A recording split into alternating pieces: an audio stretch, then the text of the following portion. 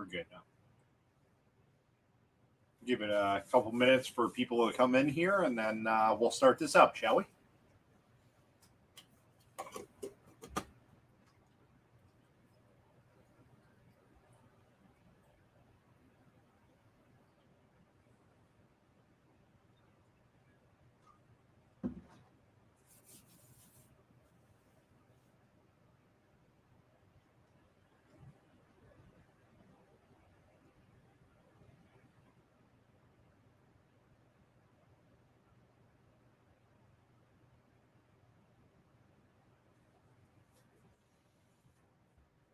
Let me share this out to some people, and then we'll get going here.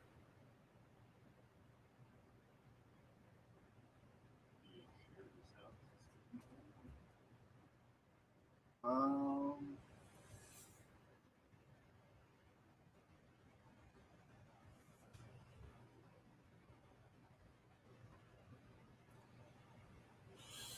here we go.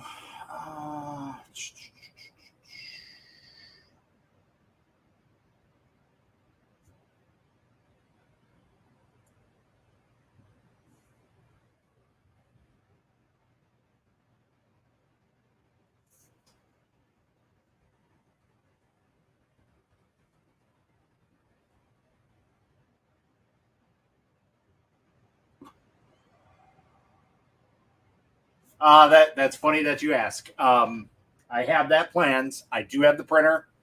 Yes, I know it's like almost a little over a month behind, but I do have it set up to go live tomorrow. I'm sorry, not tomorrow.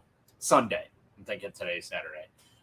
Did you by chance take any CAD classes for 3D printing? I did not. No. I self-taught myself for Tinkercad, which is pretty easy. All right. So I think we'll get this started. Where did my knife go? Well, there it is. All right. So today we're going to be unboxing the Kelant S400. Now, if anybody follows the 3D printing community, you know that a lot of companies rebrand a lot of stuff. They change some things here and there and make it their own. Well, this is what the Elegoo Saturn is based off of.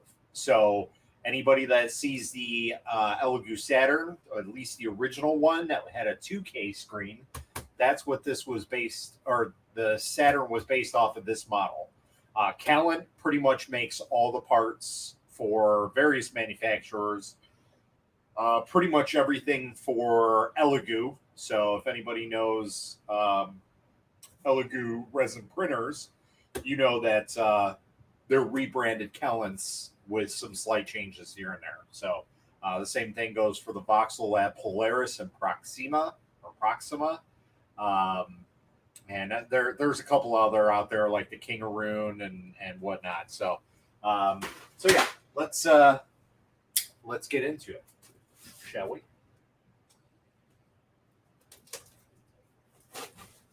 I hope this isn't a disaster, as I've heard mixed reviews about this printer because it does. I don't believe it uses a Shitu board. It uses something else. You know, let's do this. There we go. So you guys can actually see my face. All right. Let's get this bad boy open here. Let's see what we got.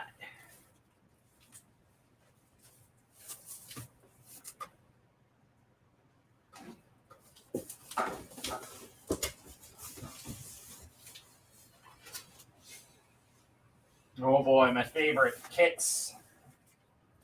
So we have our instruction manual. So this is the Kelant S400s, I believe, not just the regular S. We have a power cable, which we're not going to need because I already have one set up down there. We have our, looks like the front and the sides. basically the top, which technically we don't really need, but we'll set it off to the side there because everybody knows I love peeling those things. We have our power brick, which is 24 volts and 6 amps. That's a pretty beefy power.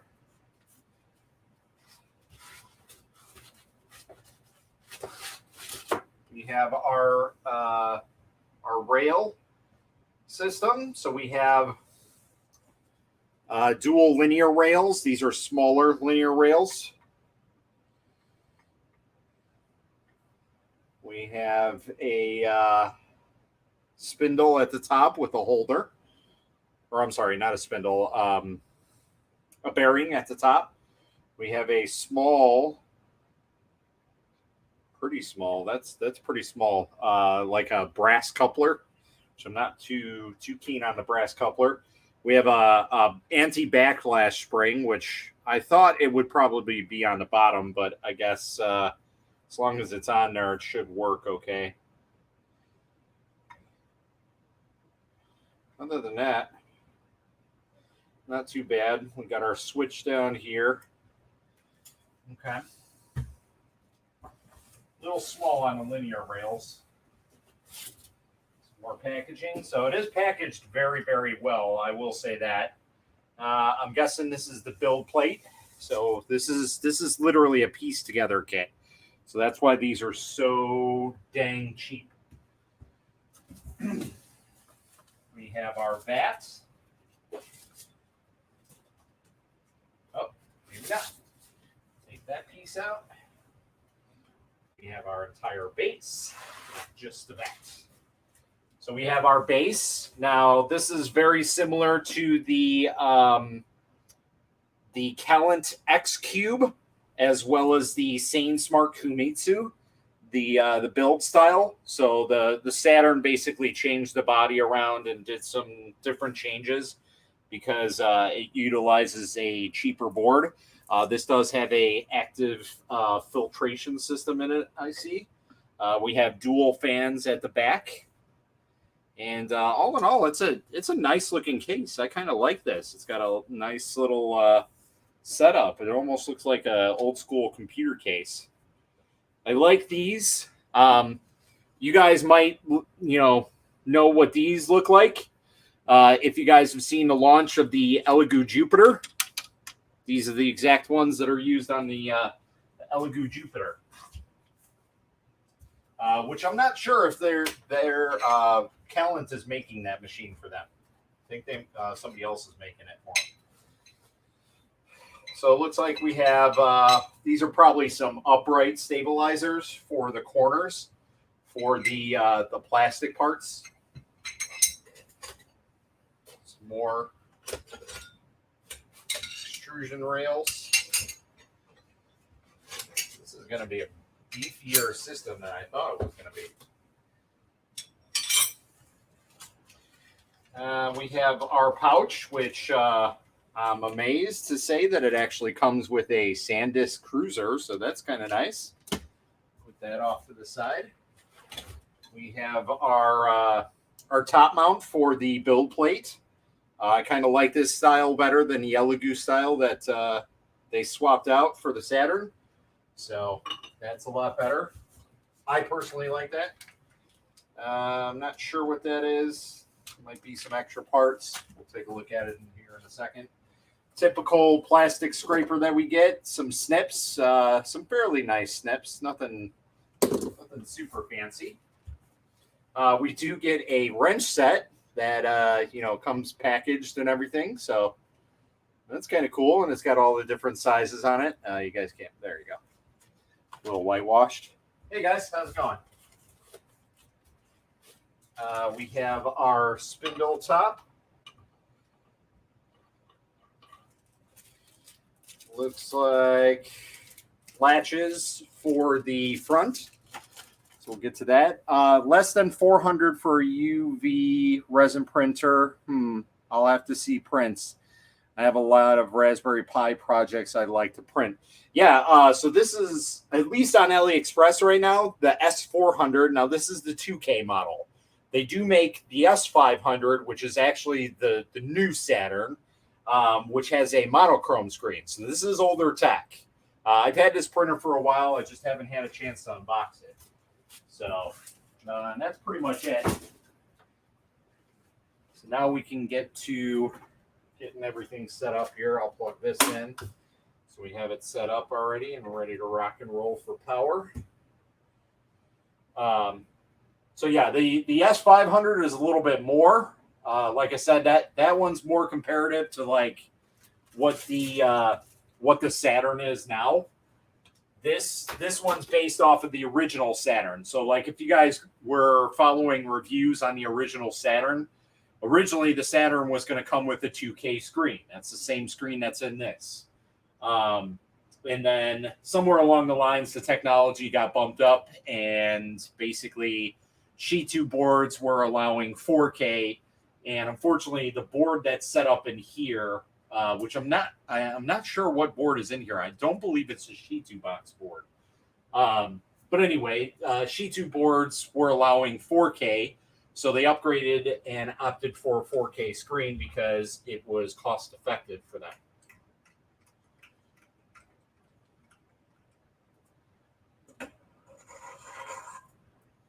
Now, I'm not a big fan of that style setup where it's got the arms on it, but hey, you know, it is what it is.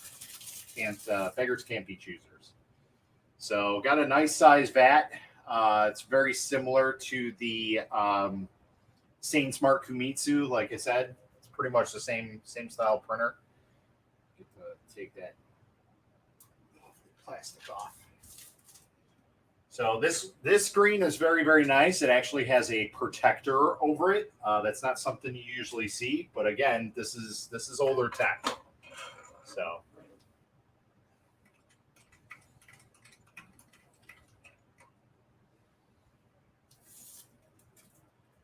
take that off.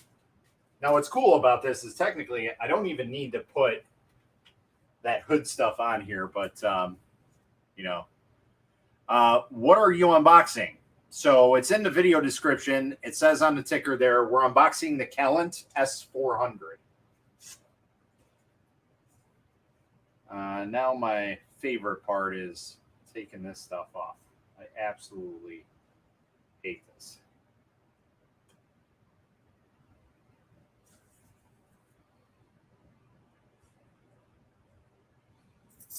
Like I wish that they had somewhere that you can grab a corner, because I don't have nails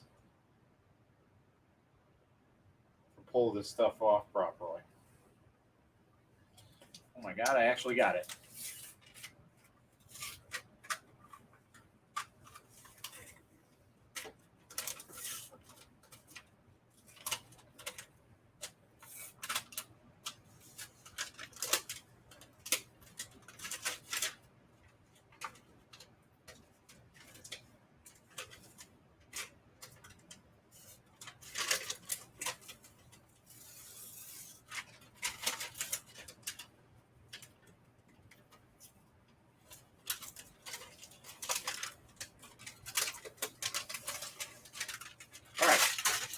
I think we'll spend more time doing this than we will actually building the printer. So again, this is a kit, which is why it's so insanely cheap.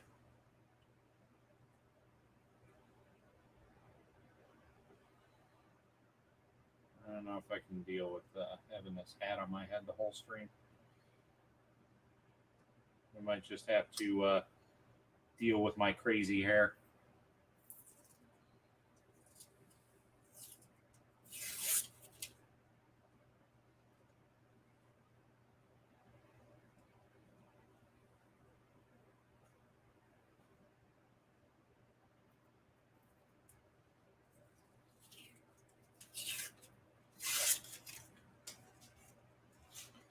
And this is why I hate this stuff.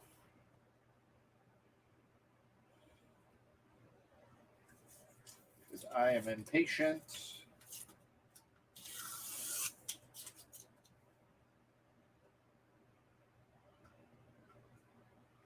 Sorry, you're half asleep. Oh yeah, that's right. It's like what, 6 in the morning there? 5 in the morning? Something like that.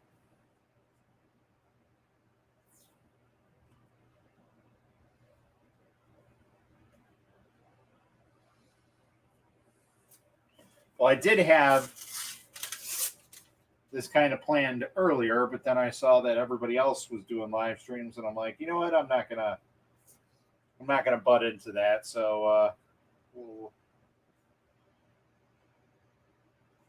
just do it now. 5:30, close enough.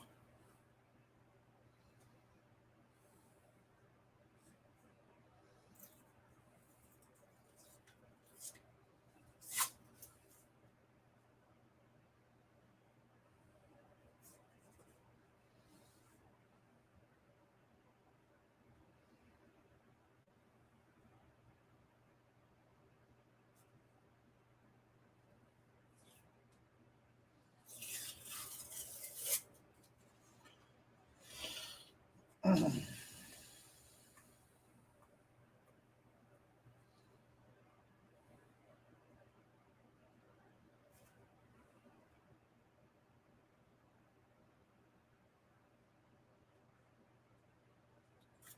think I'm just going to do this one and leave the other ones because this is going to take way too long.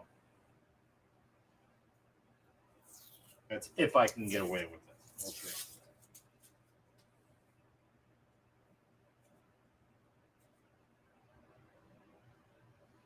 And as far as I know, there's no good way to remove stuff like this.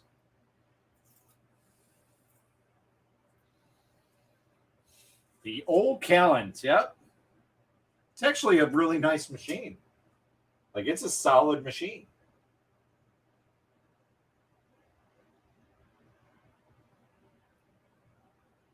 The base is beefy. I'm quite surprised about it, actually. The only thing I can't stand is these panels, these plexiglass panels. Like, I would literally pay $100 extra just to not deal with these.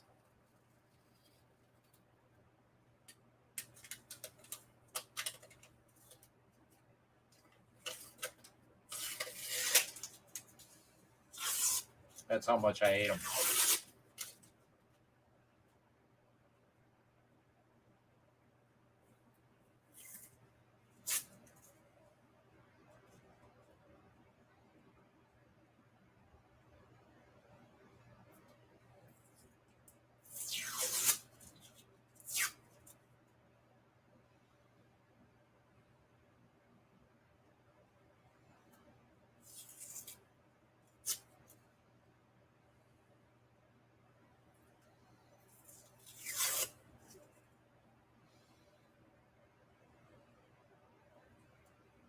What's up, Custom 3D Specialties? How's it going, man?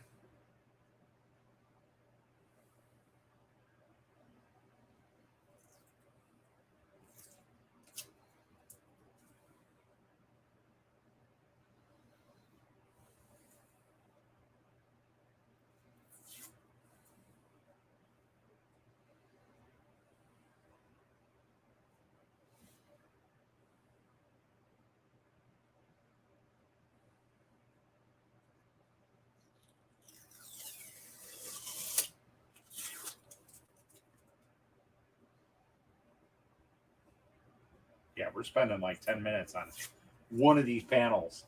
This is not happening. Yeah, I was just saying. This is time consuming.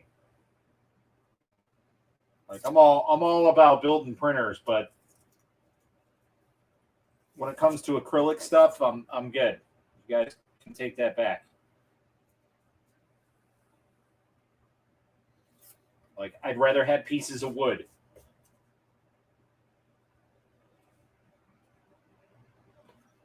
I don't care. Take me back to the Dark Ages. It'll keep my my sanity intact.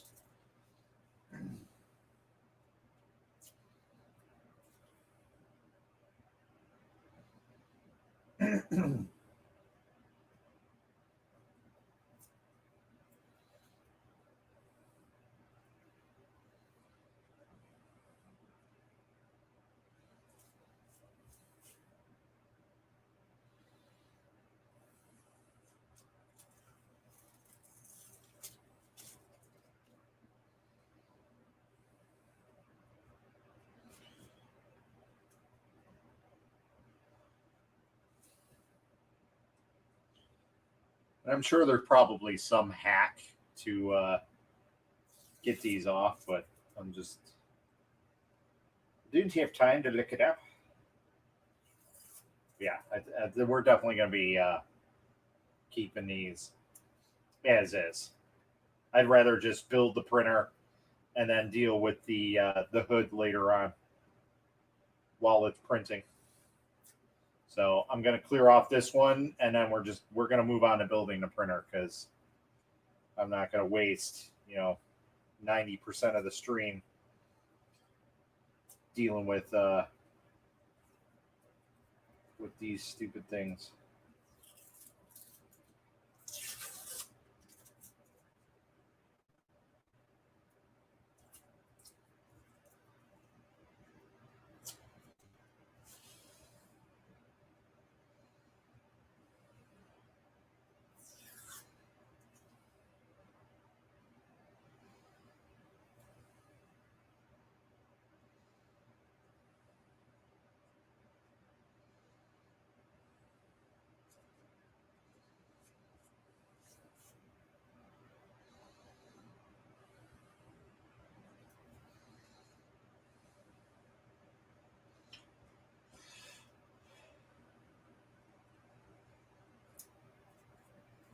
Almost done with one.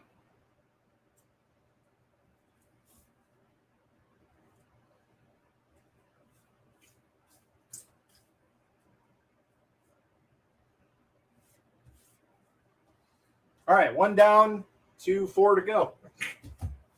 Yeah, we're going to move on to building the printer. Screw that. All right, so questions. They have their support and everything. All the pieces. You got 2 hinges. Oh, that's a handle. So that's the handle for the front. That's what that one part was. Cover pillars. There should be 8 pieces. Okay. Yeah, so we could basically assemble the machine as this. I can start a print and then go for it. So it does use Shitu box, but I don't know if it's got a Shitu board on it. Now, like I said, this is older technology, so even though it is a 2K screen, we're only printing at 75 microns. So that is, 24 microns higher than the Elegoo Saturn. So our build volume is 192 by 120 by 200, so it is a little bit smaller of a machine. 405 resin, 144 watts of power. Print speed is 30 millimeters an hour. 0.025 to 2 millimeters of layer thickness. Okay. I think we're good. All right. So now we can assemble the base, at least on this.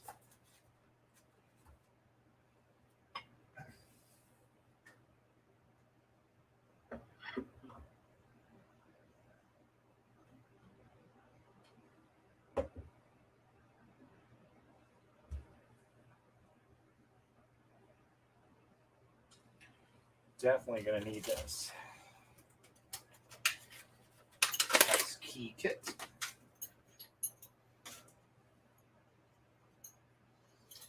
All right, so place the printer base on a desktop, mount the Z. That's what we're doing.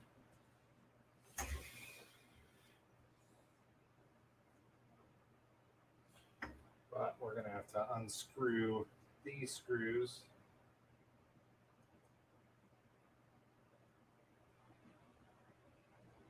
Get this out of here.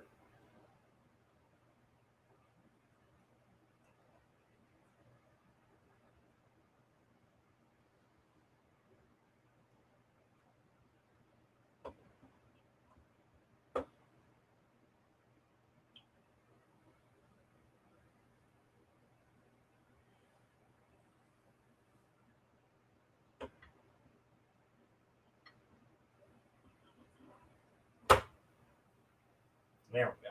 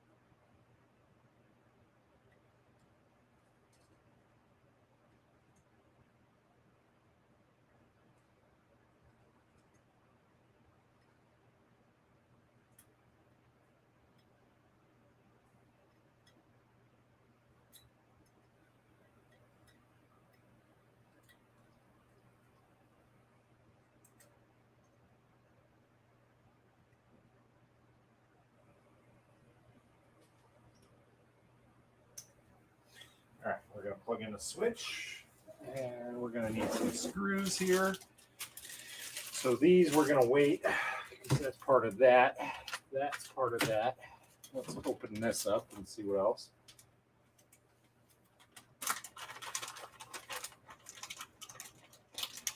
Very easy. Very, very easy. So all it is two screws, two screws on the base, and you can extend this to whatever you want, as long as you keep a similar style lead screw. But personally, I would probably upgrade the Z lead screw to like a ball screw and make it even more ridiculous. But I mean, you can put a 400 millimeter on there. You just need to make sure that your holes are lined up and everything. So there might be some modification that you need to do to get it to work. There we go. That's better. But I mean, if you had like a junked printer that was laying around, that was a big one, you can probably easily swap it out. So, you could probably add on to this rail too. You just need to make sure you have the right parts on it, because this is. No, you can't. Never mind. But yeah, you can go to like openbuilds.com. They have access guides that you can upgrade it.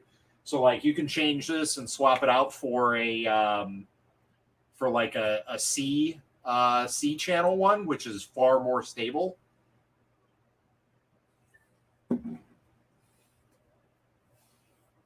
But that's what's kind of nice about this is it's a DIY. So I mean, you can do whatever you want with it.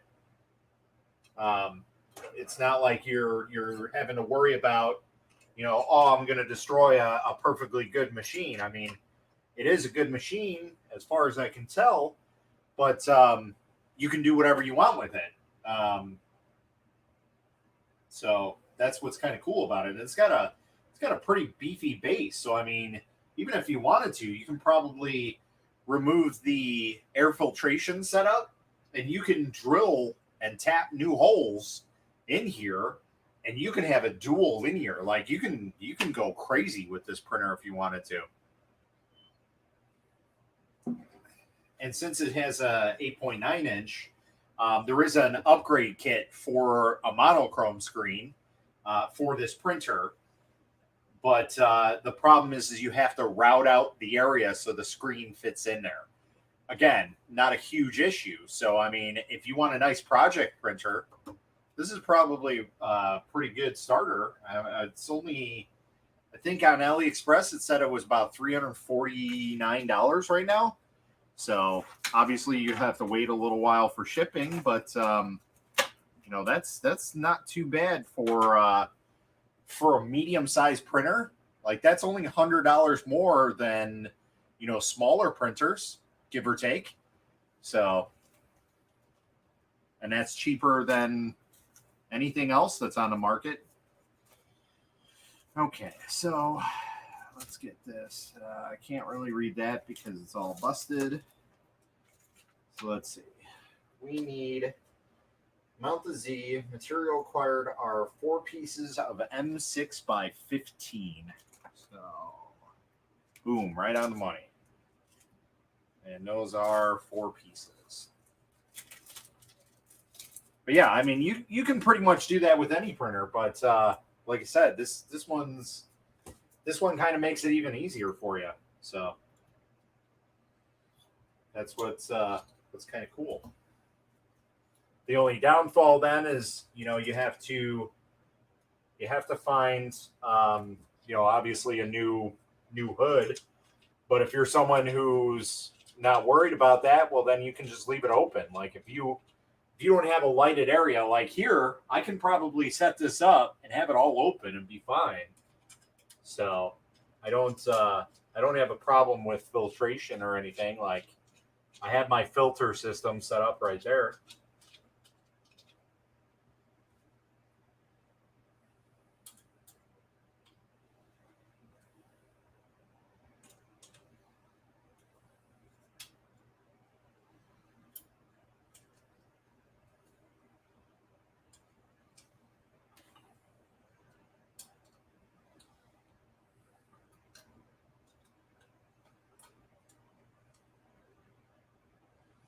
But yeah, just like FDM printers, you can upgrade everything here. So where do you lock the screw in? We've got that. Take out the 4B1. So I'm guessing that's what these are. I don't think they're labeled.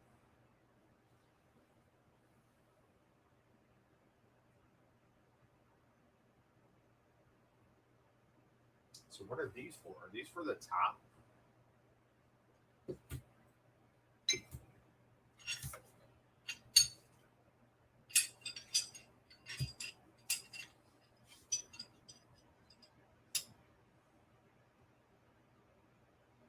there's B1, that's 2 pieces, and B2, that's 2 pieces.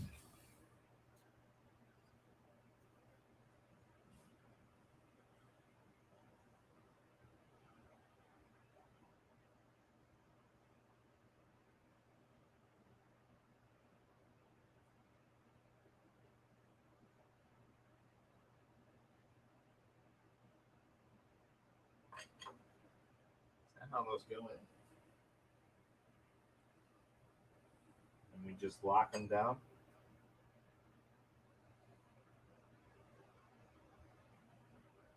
It's a very strange setup, but all right.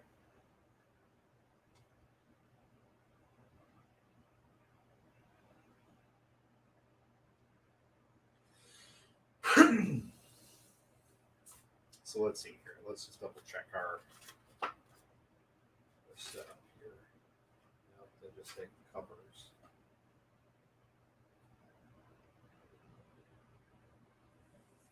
Basically, gotta take these, take that.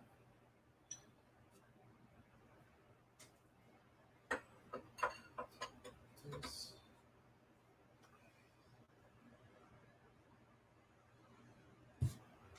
Take that.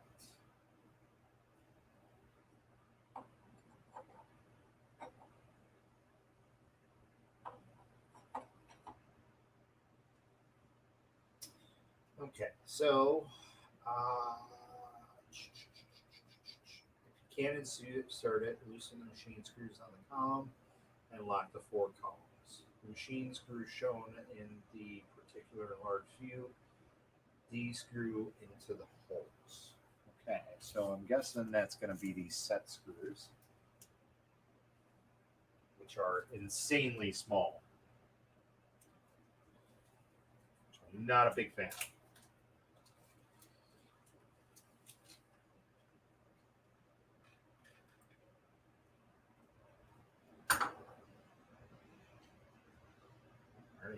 two of them go running away.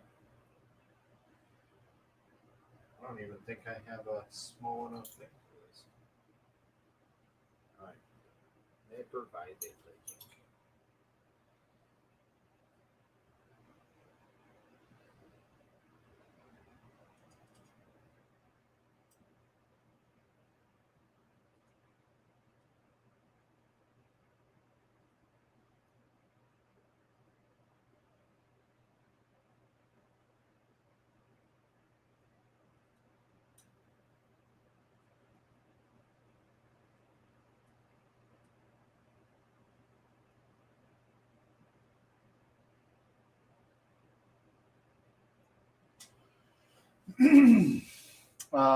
Great explanation. I was just wondering because I've never seen a video on it. There are hundreds of videos on modding FDM printers, but very few modifications to resin printers.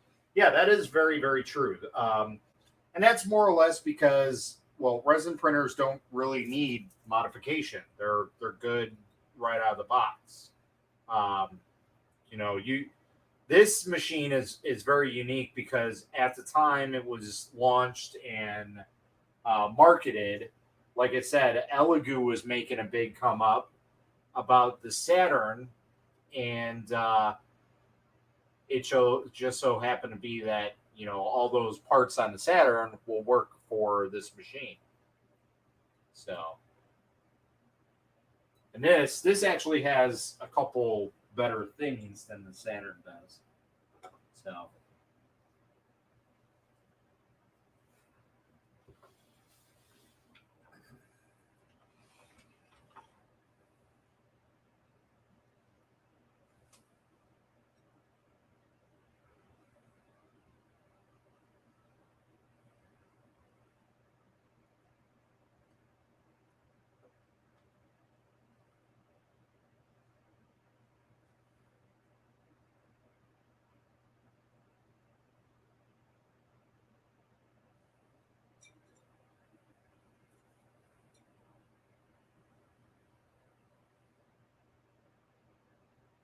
It is very strange how it's put together, though.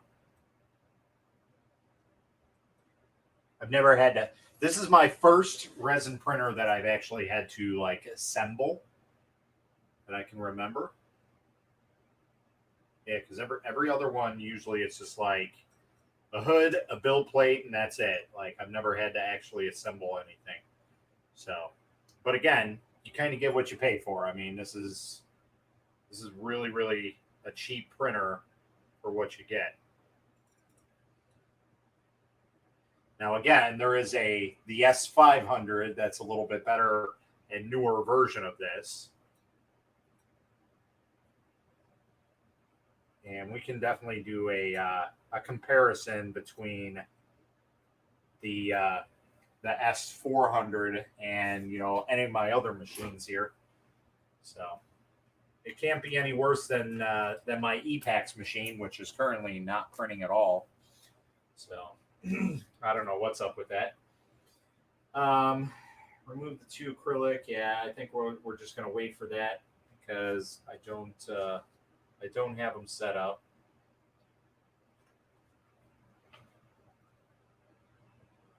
So that's the top. Okay, so.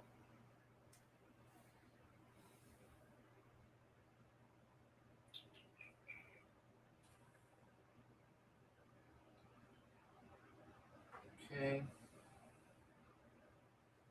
This is actually a very, very interesting machine.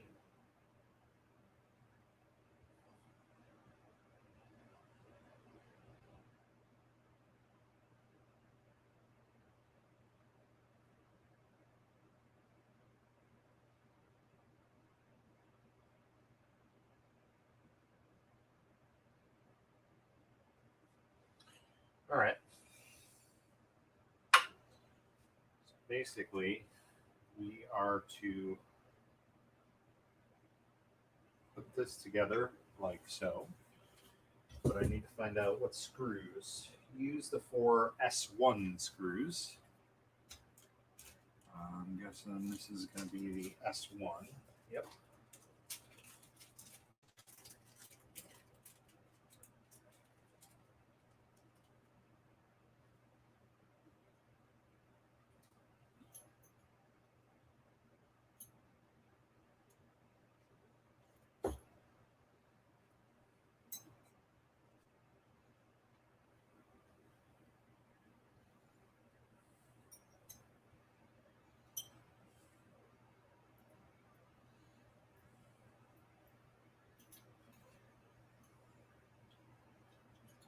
It's definitely going to be interesting trying to put this stuff in here.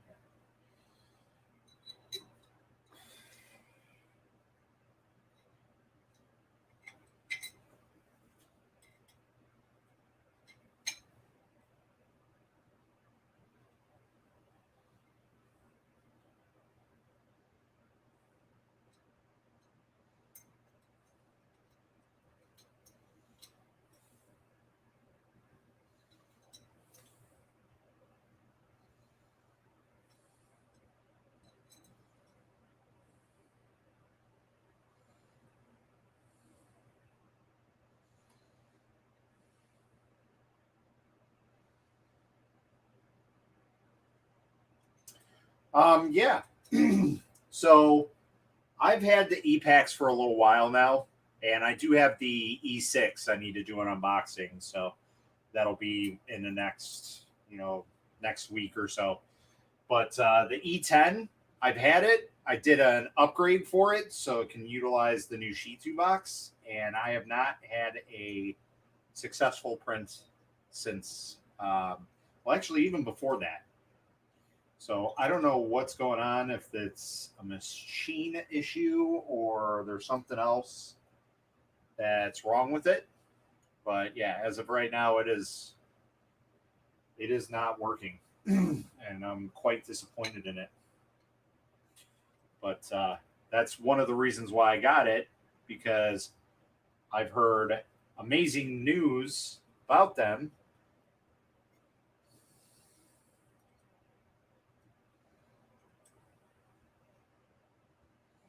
And I haven't contacted them yet. I'm not at that point yet where I'm like exhausting all of my ideas onto why. Because it did print a test print, a calibration print. It printed one of these, but it will not print anything that is not flat. So I don't know if it's just the support settings are too thin for them or what's going on. So I have to figure it out. So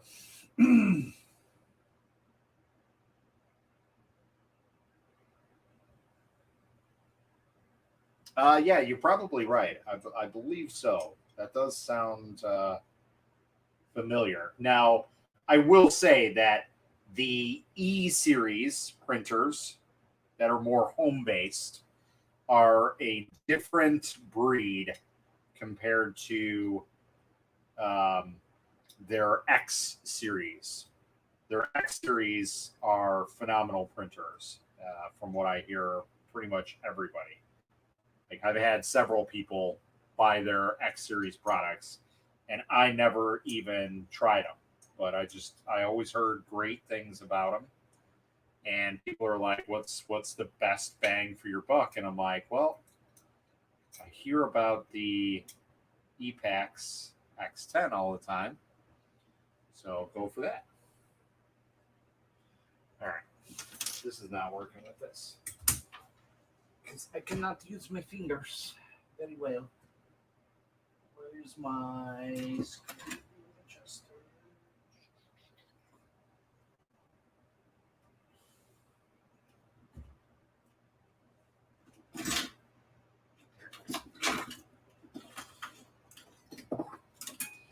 Yeah, we're gonna dig out the big guns here. That's I'm done dealing with that.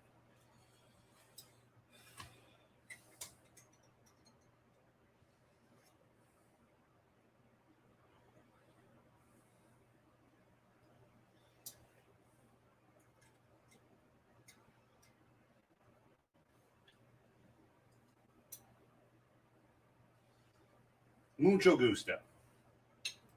Much different. Hey, Carl, non-fan. I called you Carl.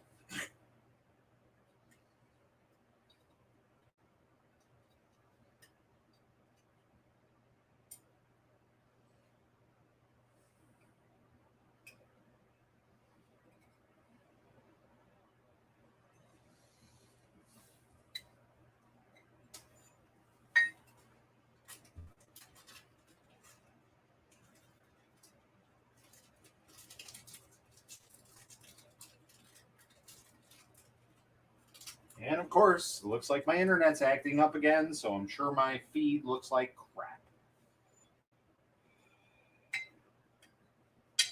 Comcast, I've had enough of you.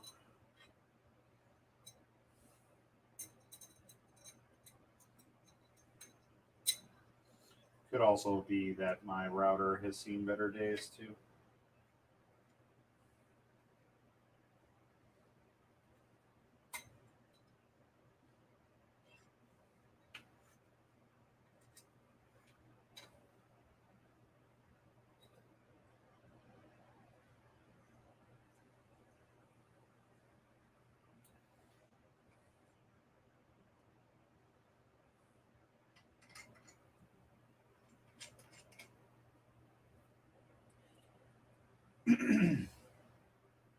So a resin printer that needs some assembly, that's different. Absolutely.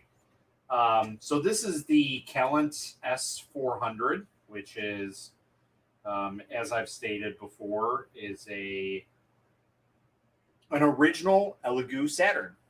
That's exactly what this printer is. So this printer is made by Kelant, who makes all of Elegoo's products. Well, maybe not their resin. That's Jamhe, if I'm not mistaken, that makes those. But in terms of printers, yeah.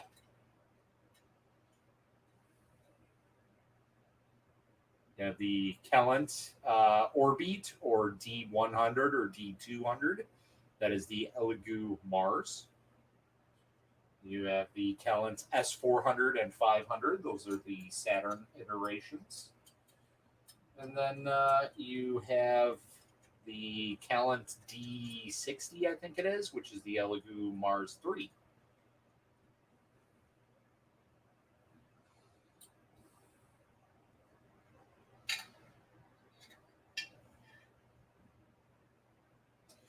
All right, so that's all set up. I think that's what this piece is. I'm not mistaken. Could be wrong. I don't think so.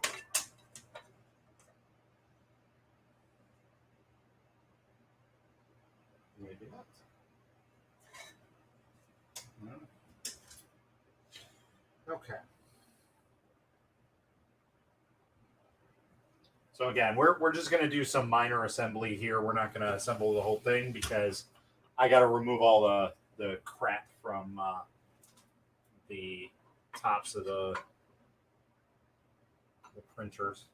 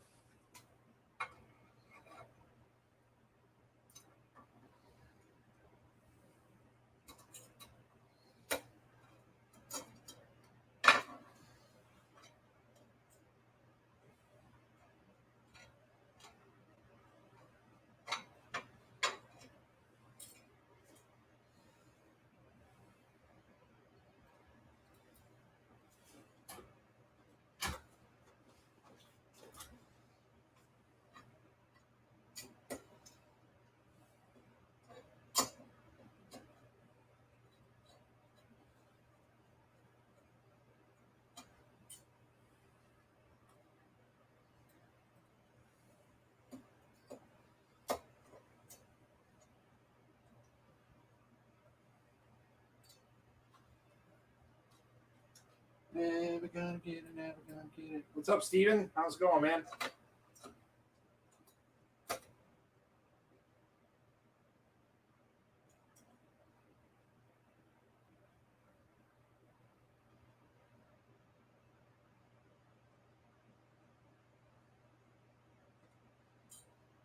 So we're gonna keep those all loose because, as you guys can see, that's not lined up.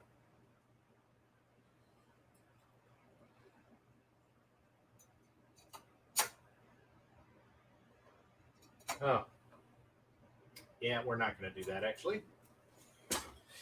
We have to remove those because I forgot. I gotta put the whatchamacallits in there. I gotta put the plexiglass in there, and I'm not gonna do that yet.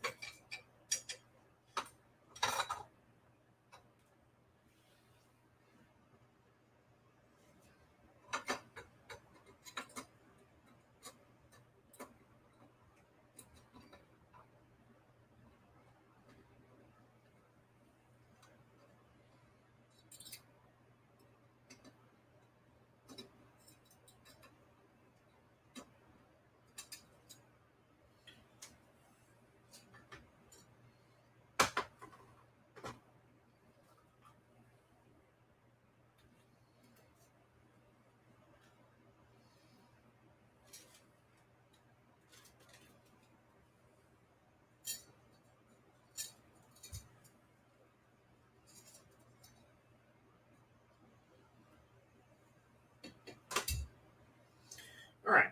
So we're just going to let that be for the time being. We're going to set up a print, and then we're going to assemble everything when it's in the middle of printing.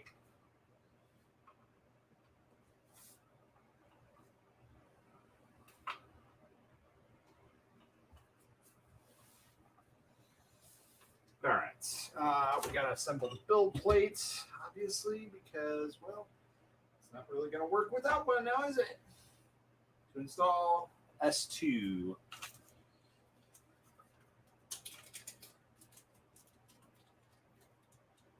Six of them.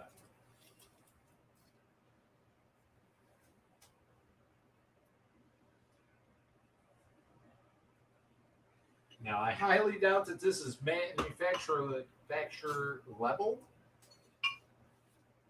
So, that's a lot of stuff. Hot damn. Yes, it is.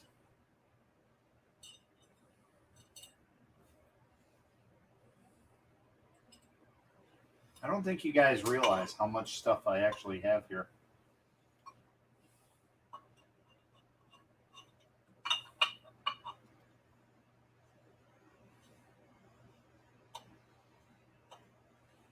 Like, just wait until I bring out all the printers, because I'm gonna have to move a bunch of stuff to get to the Halloween decorations, and we're gonna have to do unboxing videos and stuff like that. So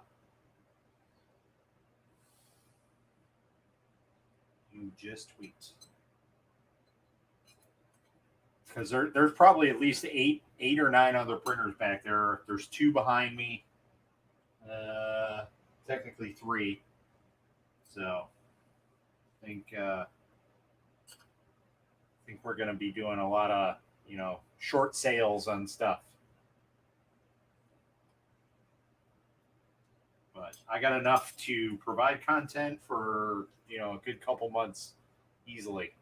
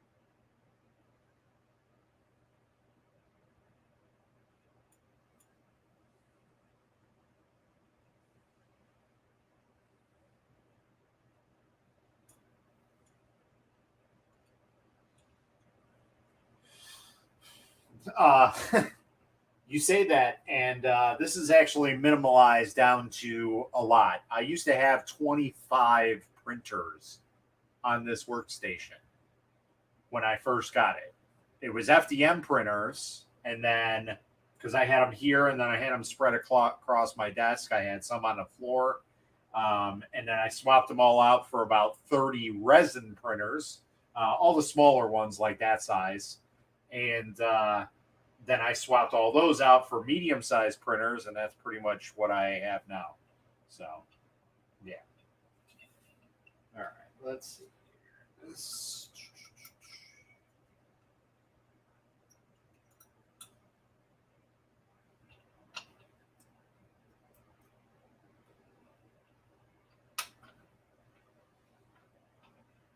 Yeah, so this is my minimalist form as of right now.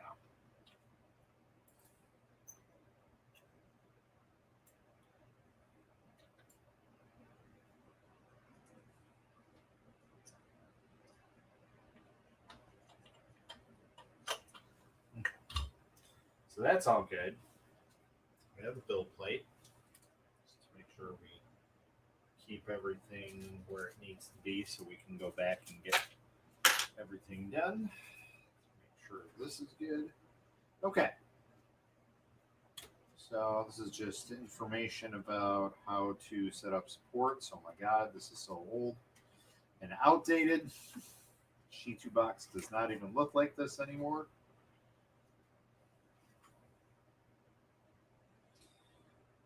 Errors, print collect. So it does give you some information about how to print.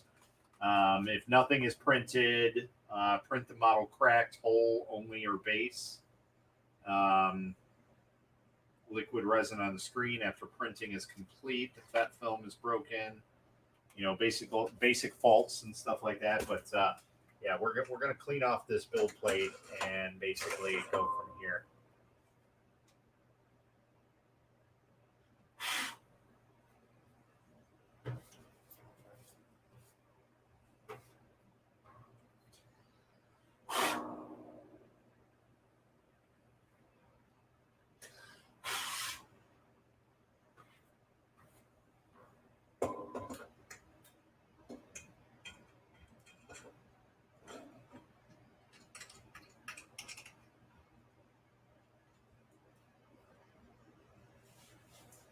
Okay.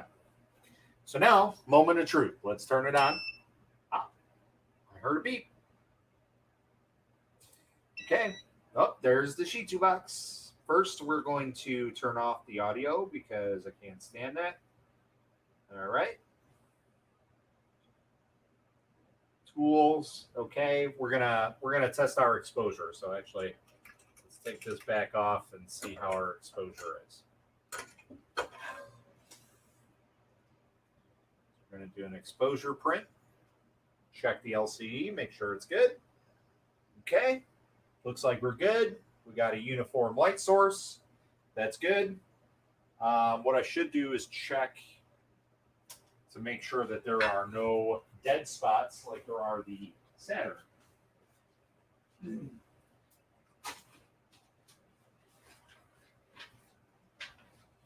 let's grab a sheet of paper and see how good the LED matrix actually is. So let's do a clean vat feature. Okay, so we do have some dead spots on there. This is actually kind of bad. There's a lot of dead spots on here. So it suffers the same issue as the Elegoo Saturn, where it has dead spots from the LED matrix. So, like I said, I am surprised that they included a SanDisk cruiser. That's not something you see included in printers, unless you know, like Frozen is about the only ones that include USB drives like that. So we do have a test.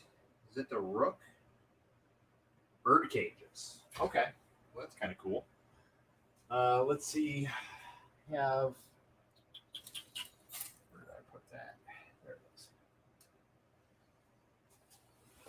clean this screen as best as we can.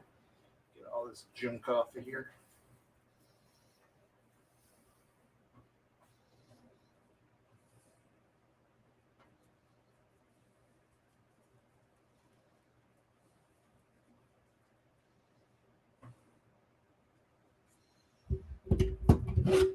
My apologies for the loud noise.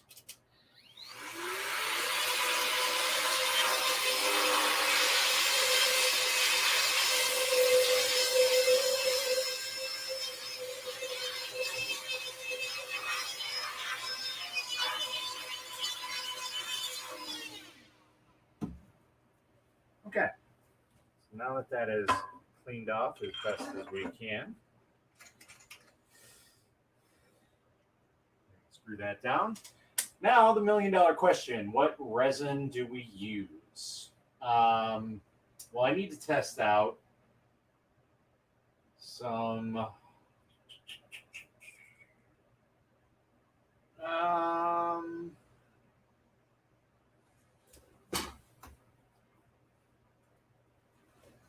okay, I'm going to ask you guys, whoever's watching, which one should we do? iFun Rigid, this is white, or Resin 1 M70, which is like, I guess it's an orange color. It's high precision. So we have rigid or high precision. Which one should we do? I'll leave it up to y'all. Either one. We gotta test them out. So, all right, we have one for orange.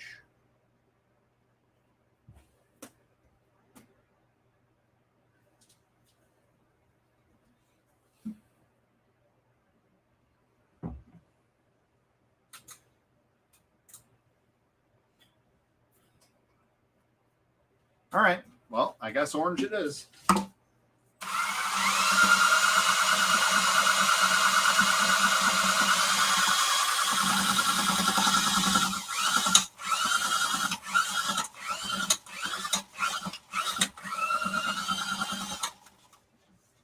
Hey, what's up, Mika Steve?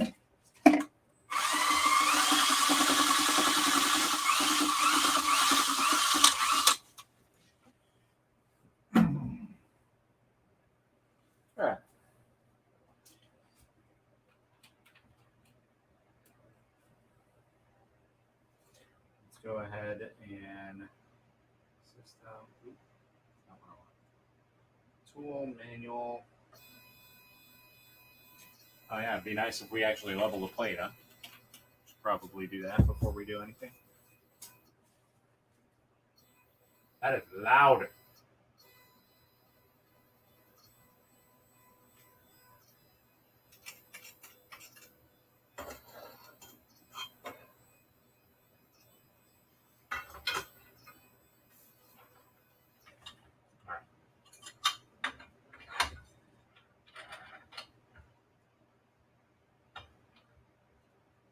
Okay, let's go ahead and home it. We'll level it, and then we'll be on our merry way.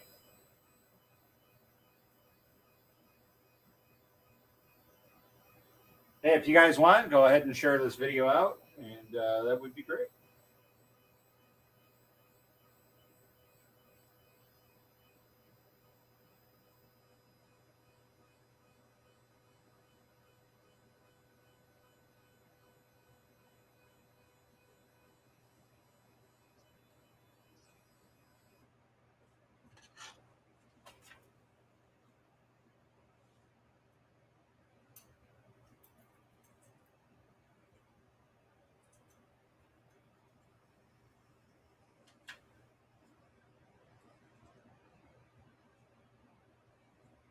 That's definitely not the right one.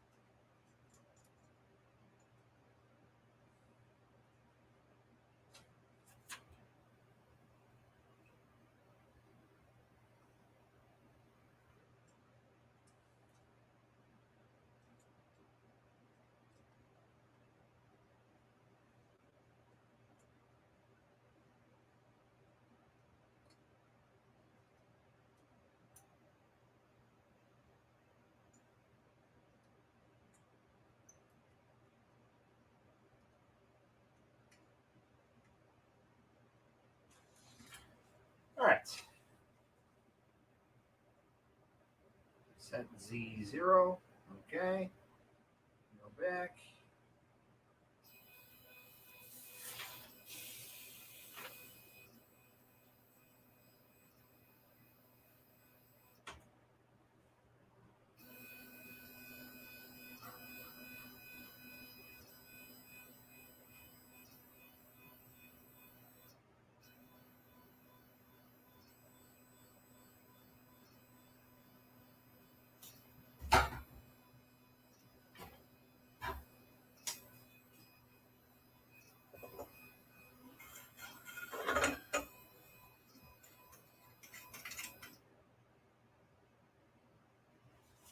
Okay.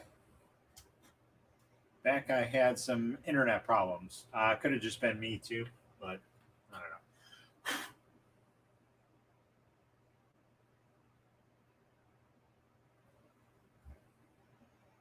I don't know why, but the stuff is sticking to here so terribly.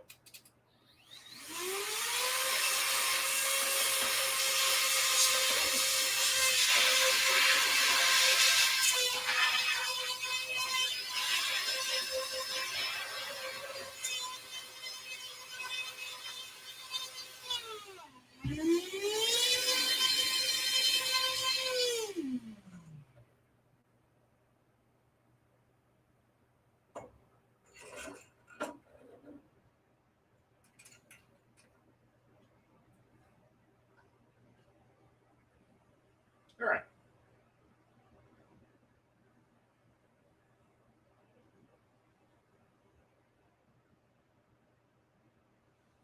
It's a fancy orange. So obviously we're going to do a test print. My guess is it's going to fail because you know, I've never had a successful test print. So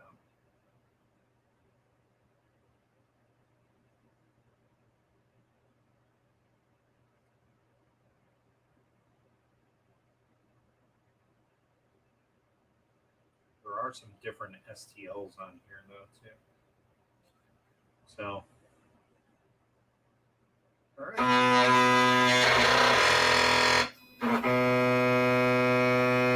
That's awesome.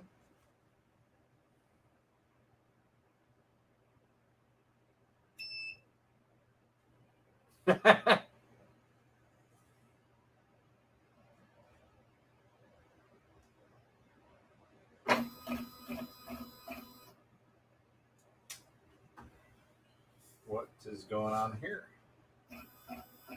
Oh, the plate is too far back.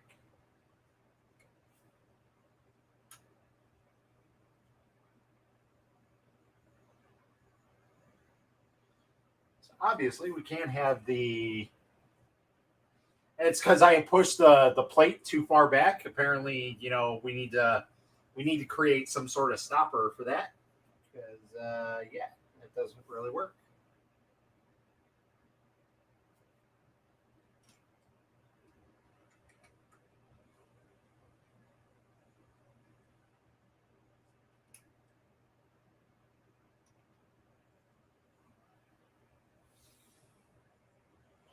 Okay, let's try this now. There we go. Much better. Let's try this again.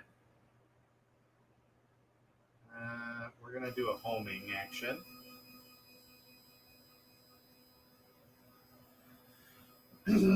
So as of right now, my only gripe with this is it's got a couple holes in the build plate, so that doesn't allow you to have a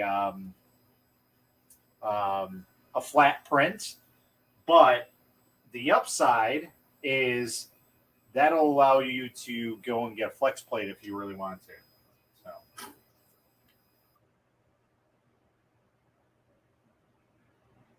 definitely the entire leveling is off, but it'll be all right. We can deal with it. All right, let's go ahead and try our test print now.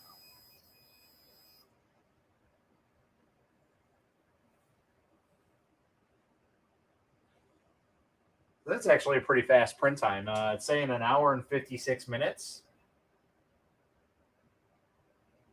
So that's not too bad. Hopefully it stays that way. So yeah, right now we're going to take this out and get everything set up while this prints. So A1 is the columns.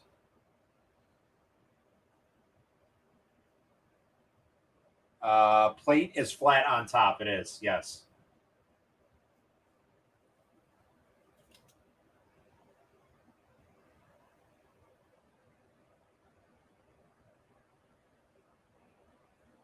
Oh, it'd be so nice if these come off like this.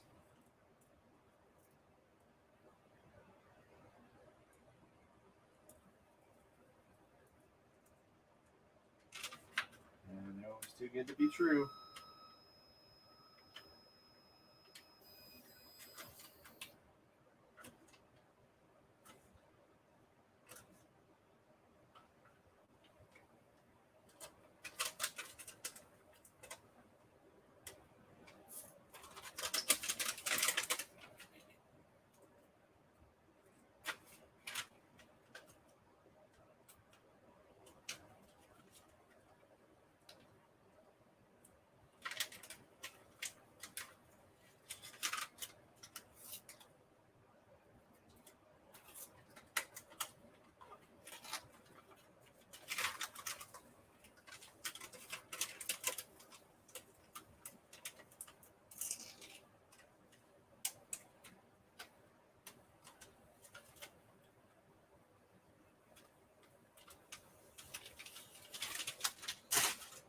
If those come off like that all the time, I will be happy.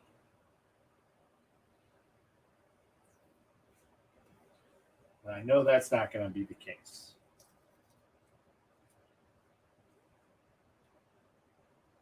I spoke too soon.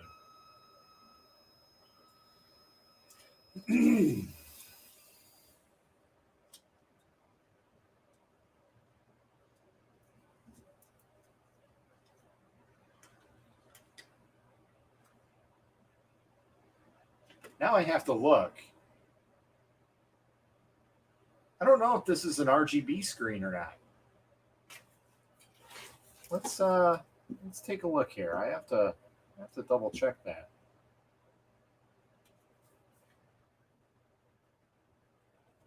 This is the S400s actually. And I don't remember if it's RGB or if it's a monochrome screen.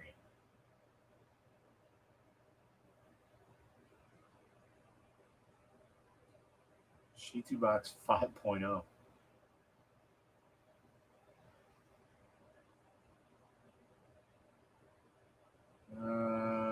Smart Touch color stream.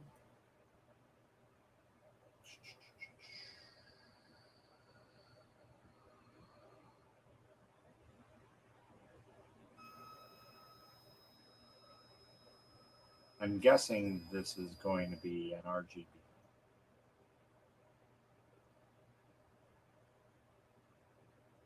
Yeah, I'm pretty sure.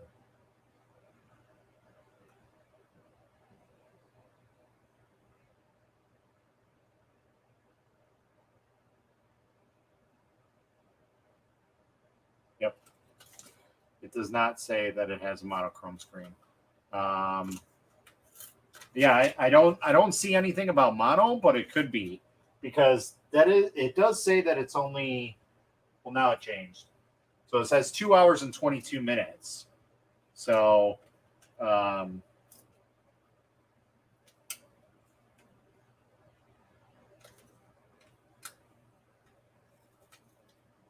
yeah, that's how the first one was. It took me like 15 minutes just to do the first cover.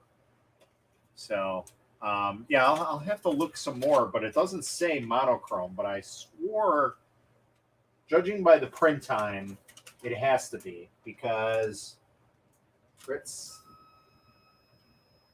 600 layers and it's 2 hours and 22 minutes.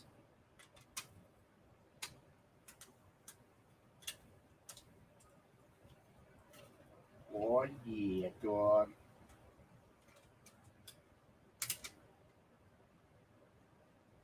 Boom. Boom, shakalaka. He's heating up. Is it the shoes? That's got to be the door.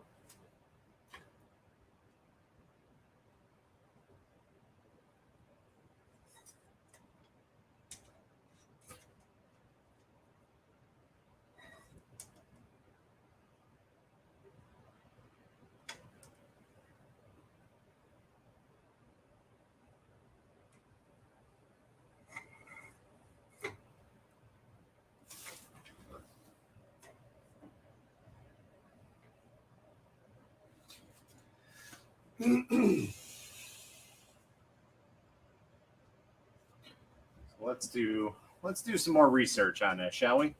So, Stable S4 adopts double linear guide design, which greatly improves the stability of Z-axis. That's pretty much standard with any resin printer. Unique industrial design.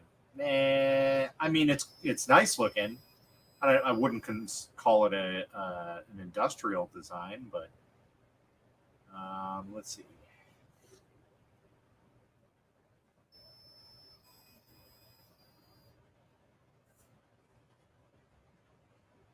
Let's see if we can find the screen.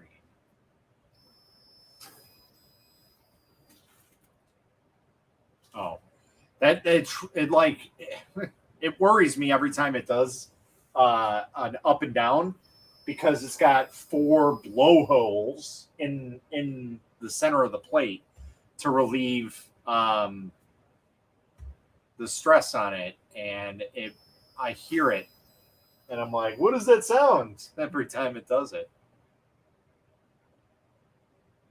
I want to say this is just a standard. Oh, no, it is a mono. Okay. So it is a monochrome screen. So my bad. It is not older technology. I take that back. It is a monochrome screen. So it is fast, but because it's a 2K monochrome screen, it is much slower. Or I'm sorry, not much slower. The quality is not as good. So let's see what the difference is between the S500 and the S400. Let's do that. So the S500 is literally the same exact printer. It's got a different hood. Like this one's dark. The other one's got like an orange hood, and it's still a piece together. So it is a cheaper kit. But you can get one right now for $437, an S500. And the S200 right now from the United States is $373. So that's actually not too bad. If you're okay with not super high detail and you want a cheap medium resin printer, this is it. You can't beat it. For with shipping and everything, that's less than $400. Let's see. It's free shipping. So $373 for this printer on AliExpress with free shipping. That's insane. That's actually a really good deal. It does have its quirks, I will say that. Like I said, the one thing that's tripping me out right now is, like I said, it's got 4 blow holes in the center here. And every time it goes up and down, that's all you hear is. So it's really weird. And I don't know if that's going to affect printing or not, but I hope I didn't have to cover those up. Let's see.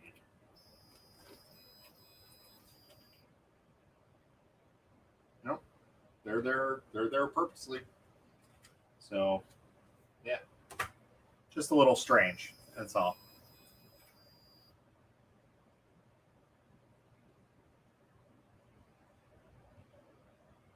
But it is kind of good that it has that, because that means it'll maintain the life of that the screen a little longer.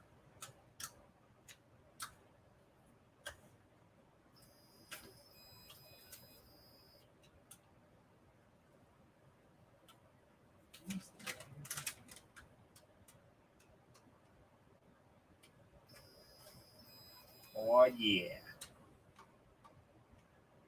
Yeah, S400s is 2K, and this is for so this is 2K monochrome, and for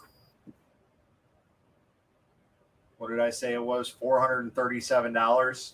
So about the same as an Elegoo Saturn, or another one is a Voxelab Proxima 8.9.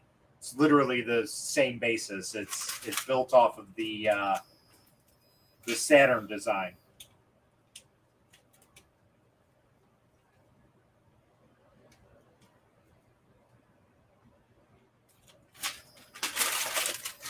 But yeah, that's pretty good.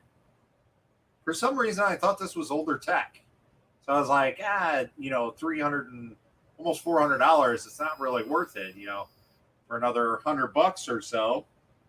Because what is a Saturn? Amazon. If they're in stock, even. So as of right now, you can get one as cheap as $480, and that's free shipping. So on average, they're $500. So that's not too bad. Plexiglass backing may come off easier if you warm it up just a little bit. Yeah, I have my heat gun, but it's blocked over there, so I'm just we'll let it be, because that'll give me time to, get the print going, and I can just kind of assemble it while it's printing. So not the end of the world.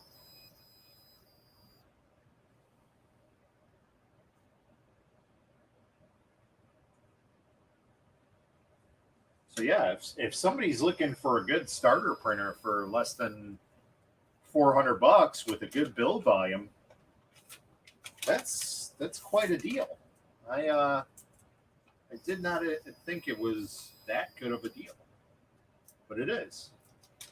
Unfortunately, they don't have them on Amazon anymore. Probably because the Saturn outsells them. There's no need.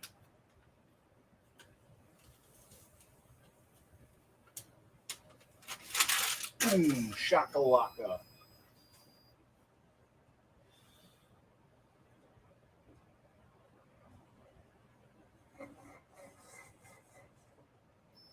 Bam. Bam.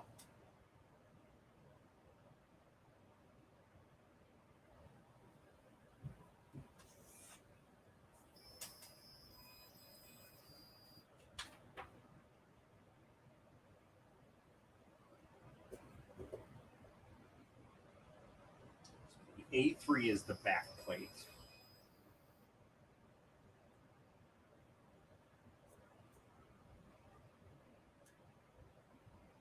And I mean, that wasn't too bad of a build.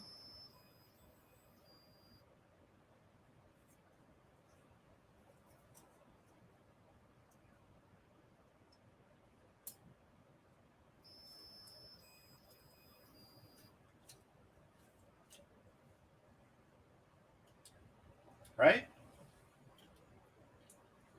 Or am I just overthinking this?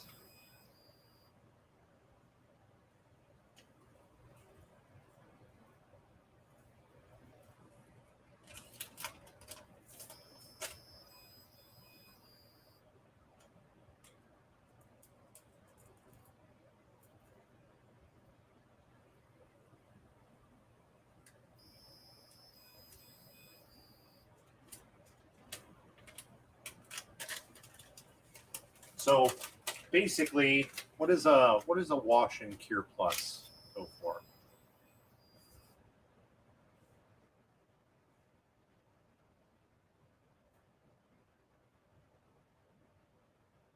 Those are still like $250.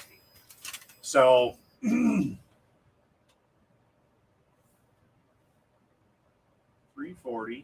plus $250. That's 40. So for about $650, you can get yourself a Wash and Cure Plus, a Kelant S400, and a liter of resin for less than $650. You can actually get yourself almost 2 liters of resin for that amount. So I'd say that's a pretty good starter package, in my opinion. I don't think that's too bad. I have a feeling that's going to fall. Oh, hey, you notice I took the other side off, eh?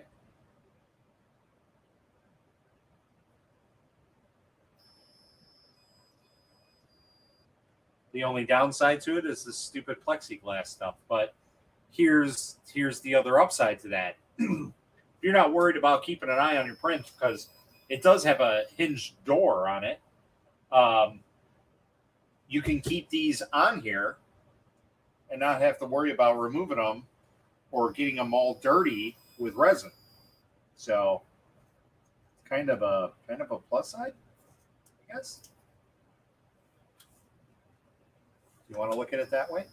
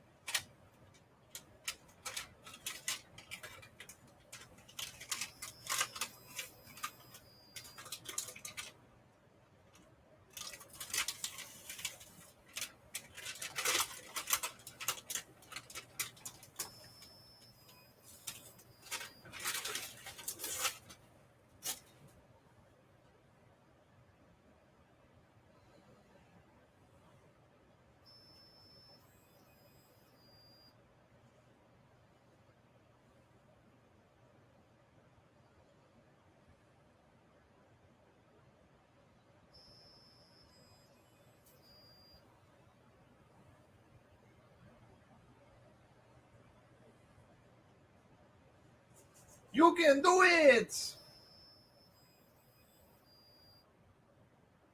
I'm almost. I got, this is my last piece.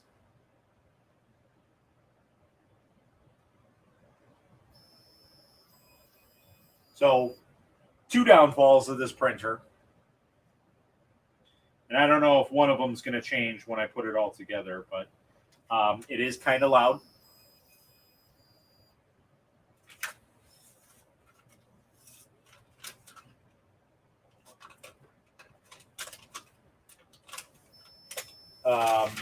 And that the holes on the build plate, I'm just kind of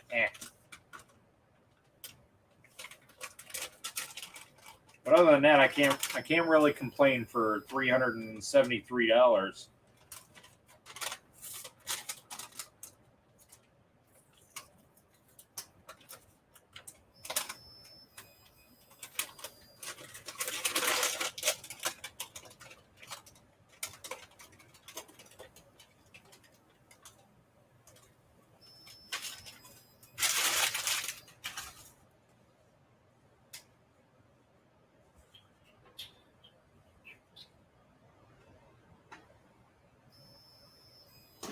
All right, let's get this out.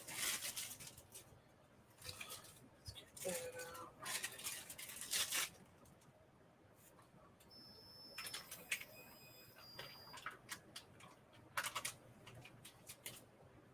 Fancy handles.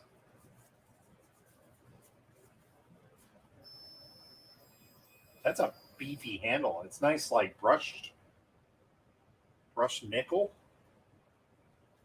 Like that's a nice look. Brushed nickel. I like that. So we're at 14% already. So that's pretty good.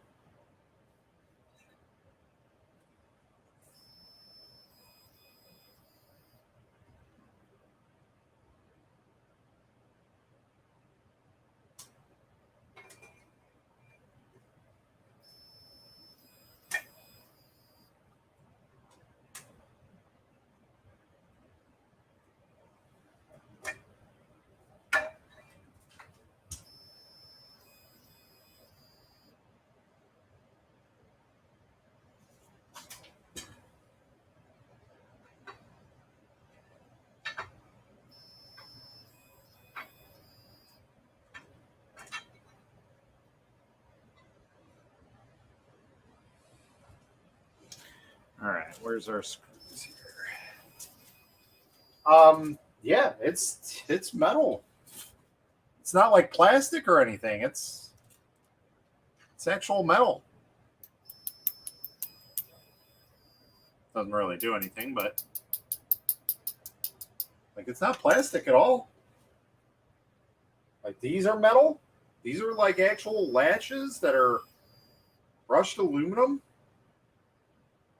At least they look and feel like metal. Like this is weighs a lot. This like weighs as much as my phone.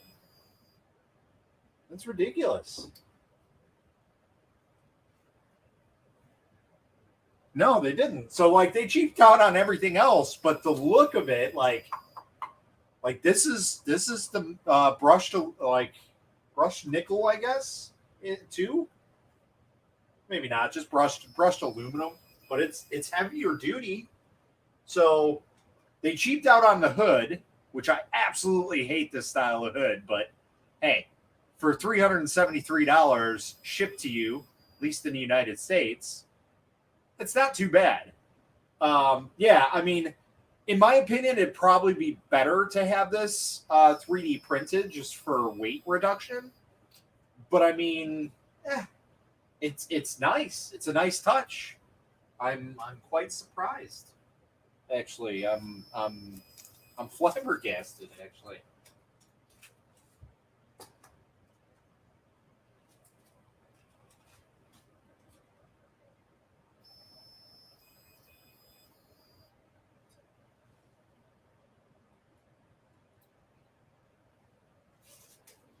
But yeah, they didn't. They spared no expense. They pulled a Hammond.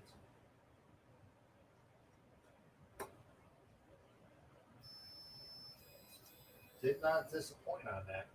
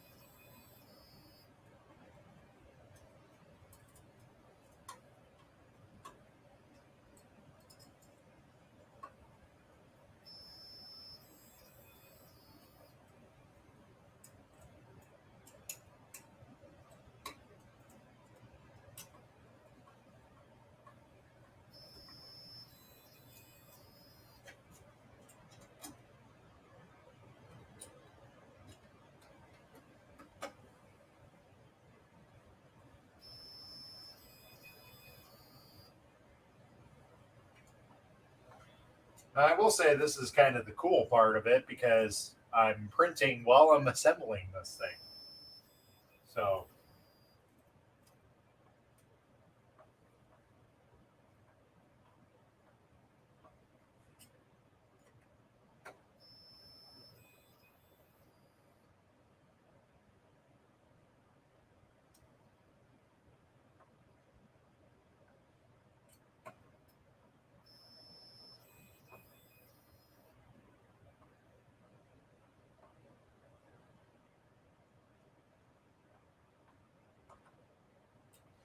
the tricky part is going to get to the back part where we're going to have to move the unit while it's printing and do it while it's retracting. That's going to be the fun part. So, to install the printing platform, okay, so that's fine.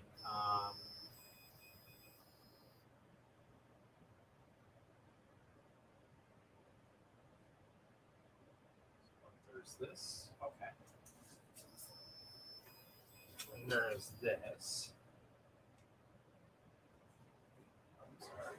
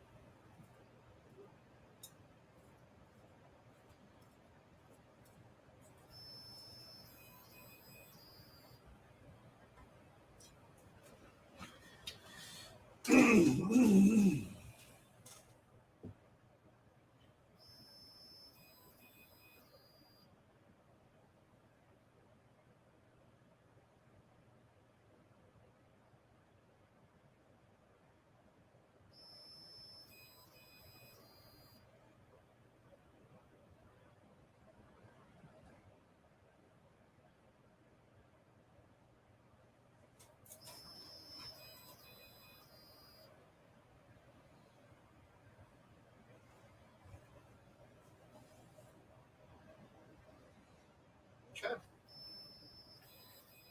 Got a couple extra screws there. Let's hope.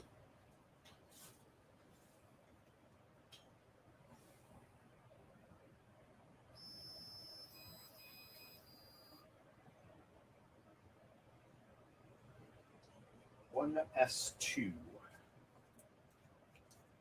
have an S3, S2.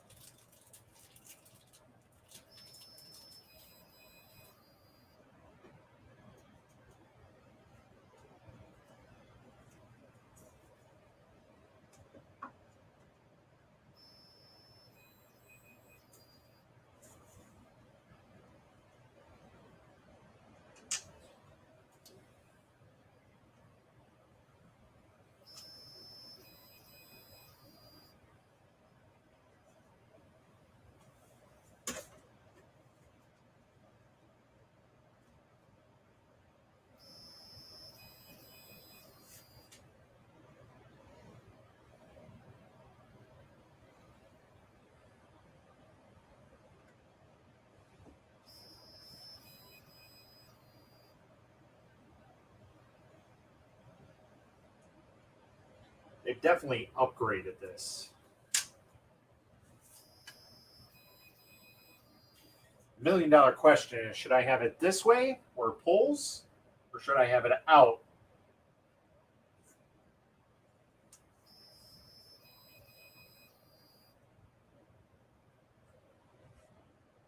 Like this. So it pulls out.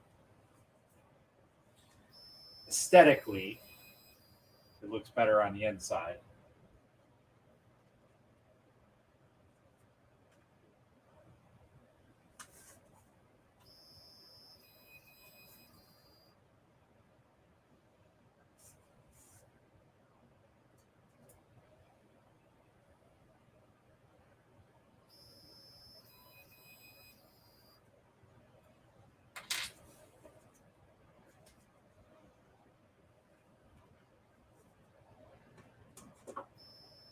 I think that'll work.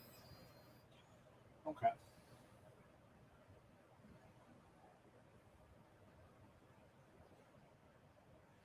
The A4, 4 S3 screws.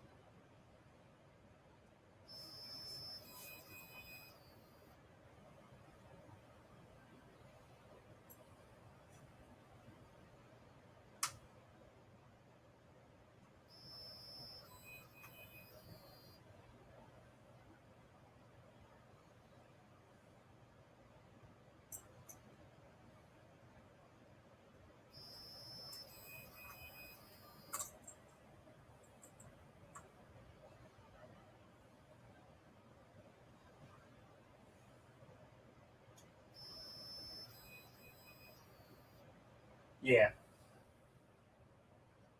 Agreed, sir.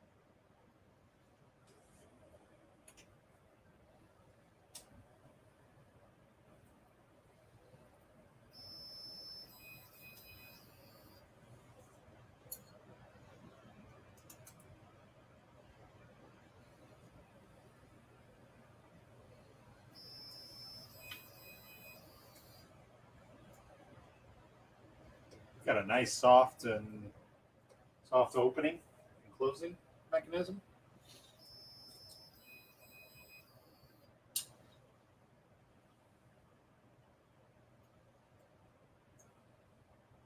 Yeah, so far I'm kind of impressed with it.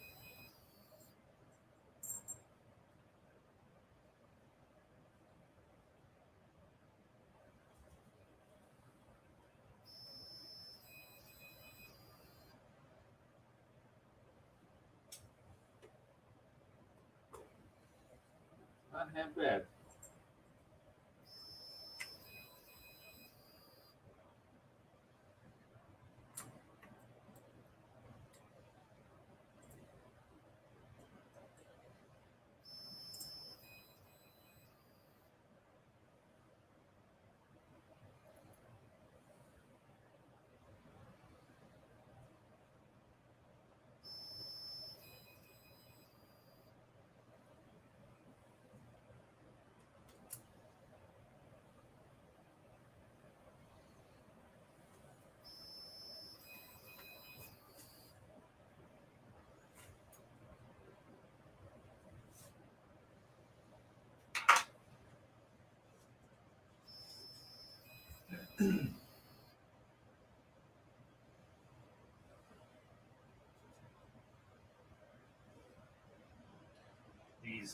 These little tiny screws I'm a little worried about though for this massive hardware that it comes with.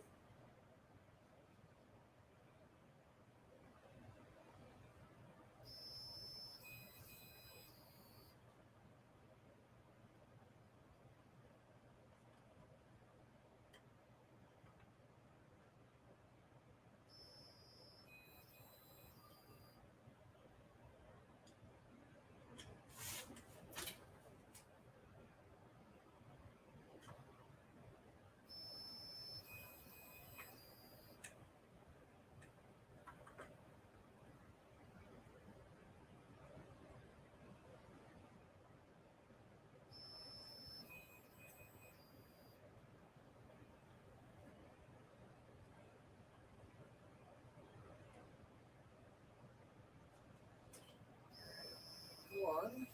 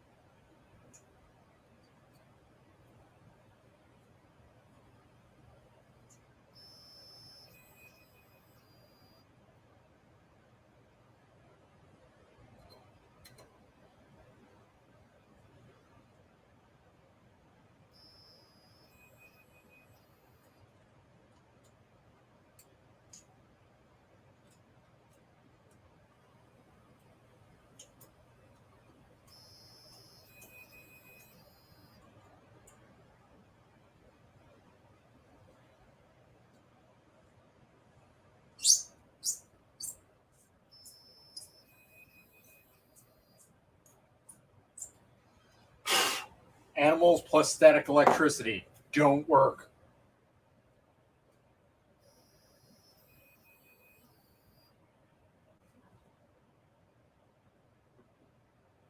kind of interesting. Okay. It's a little weird because like it got caught up, and I was like, "What's going on here?" Well, there's like it's a soft close, so it doesn't ruin the or crack the plexiglass. So it's like the hinge on this door is a metal part, and then the hinge on the actual upright is plastic, and it just kind of like slides in there a little bit. So it's very, very nice.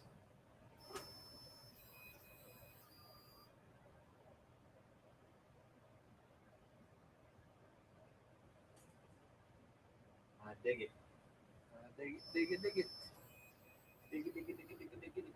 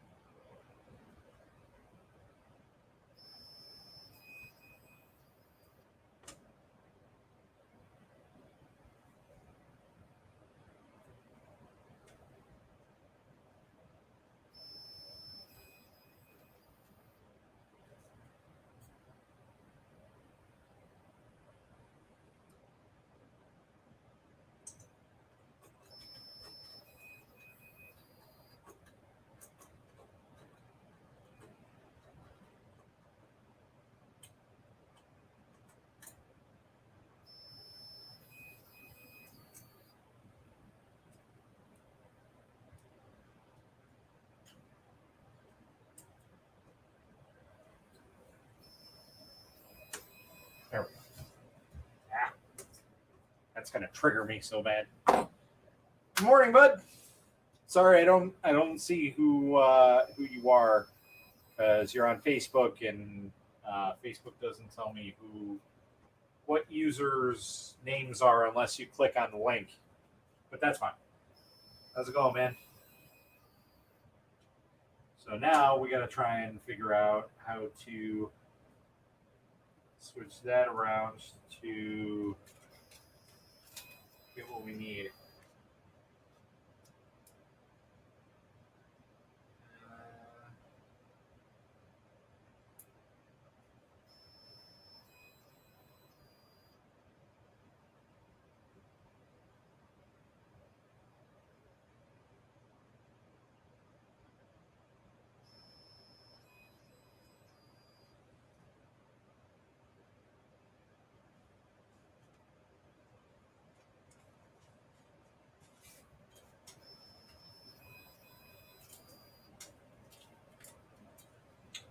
I don't remember seeing any S4 screws. Ah, there they are.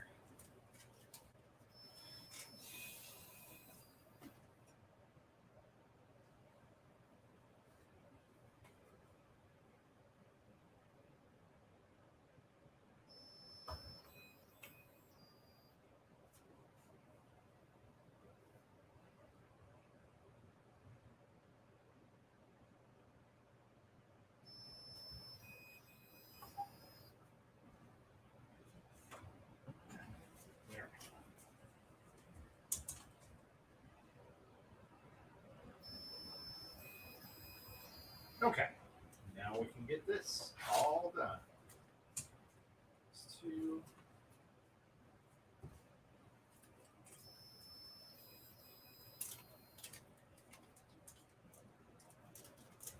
Oh, you'll be on Facebook.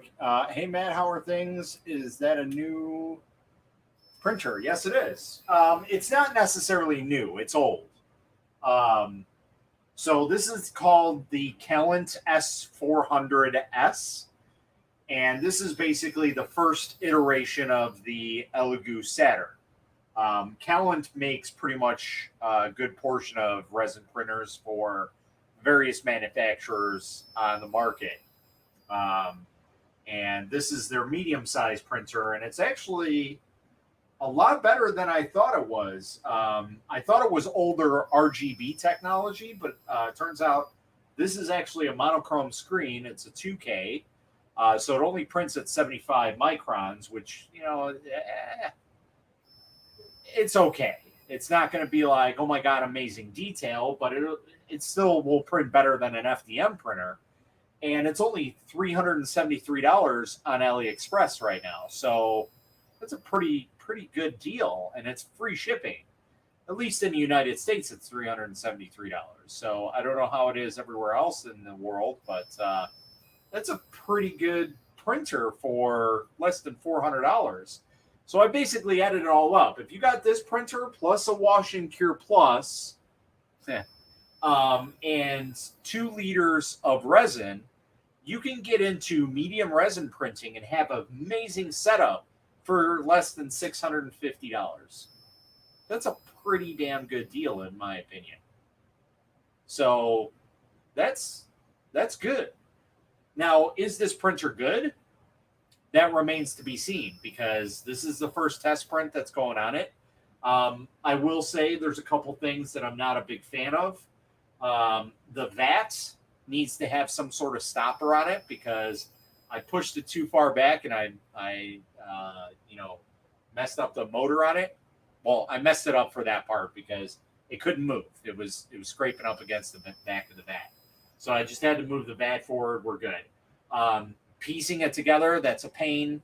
But I mean, like I've been doing here, I've been printing while piecing it together. So, I mean, if you wanna put a print on it and go ahead and start piecing it together, then go ahead and do that.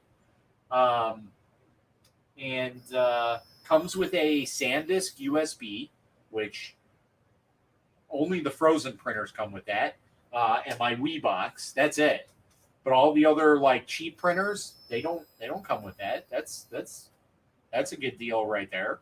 I know that doesn't seem like a lot, but most of the printers come with these really janky, cheap Chinese ones, and they're garbage. They don't last, and then they give people issues, and people are pulling their hair out trying to figure out what's wrong. And it turns out that it's their USB drive. So far, I mean, this is not a bad deal for this printer setup. I'm, like I said, I'm quite surprised about it. I wish I would have done this tomorrow in the afternoon, because I legitimately thought that this was older tech, and I was like, I'll just kind of do a late night stream. I don't have anything going on. I've been meaning to build this printer for a long time. I basically had this printer since December. So I've had it for quite some time.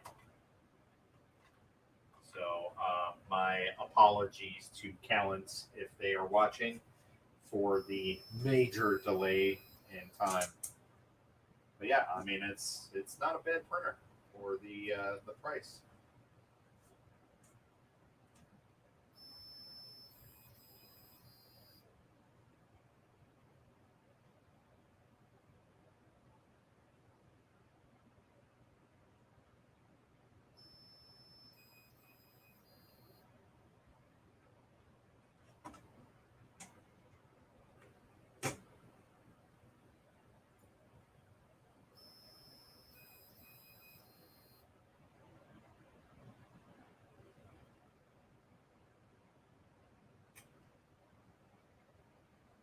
I found the Voxel Lab for $210 on Ellie with 3 bottles of resin and a wash and cure station. Not bad. So the Voxel Lab Proxima, if you're talking about the smaller one, the 6-inch, that right now on Amazon is going for about $160. But for $210, if it's a wash and cure station like the Anycubic ones, and you said 3 bottles of resin, that's a pretty good deal. If that's $210 all said and done, that's a deal you cannot pass up. Like, that's an amazing starter deal. Unless you're just talking about the Proxima for $210. If that's the case, then I'd take a look at Amazon before you order anything. At least on Amazon US. They are $160. Now, if you're okay with older tech, there's the Polaris that is not a monochrome screen. which is literally the exact same as the Proxima, and it's only like $110 right now, or $120. It's very, very cheap.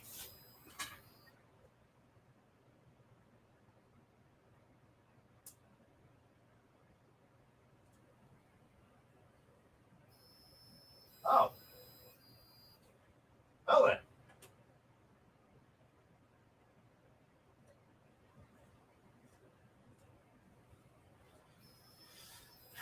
We're going to have to take a look at that because I think they forgot to drill out a couple holes for me.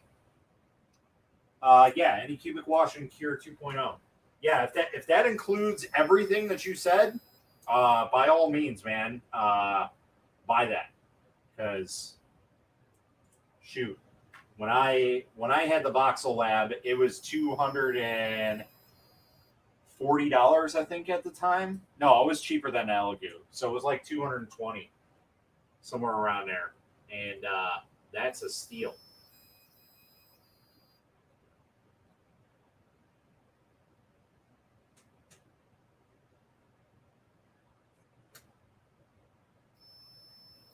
Okay.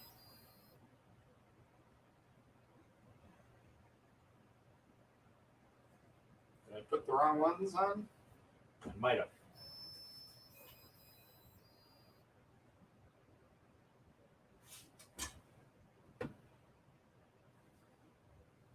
Nope. Yep. So the problem with these is these uprights weren't labeled. So I have to swap this upright with this back upright because I'm like, why isn't the back going on? Well, that's because this upright doesn't belong here. So, yeah, that in my opinion, that's an amazing price and it cannot be beat. If you get the Proxima, the wash and cure, and 3 bottles of resin for $210, even if you have to pay for shipping, even if the shipping is $100 more, that's still a good deal because you got to think the Proxima right now is about $160 on Amazon. The wash and cure, I think, is about $100 on Amazon. And a bottle of resin is like, what? Let's call it $15 at the cheapest. Okay. So that's $45. So just with the Proxima and the resin alone, you're pretty much at your price. So, so you just basically get a wash and cure for free.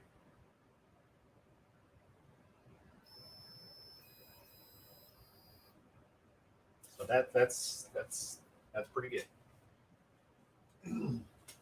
All right, so now we got to do some tinkering around here because I messed up. I did dummy.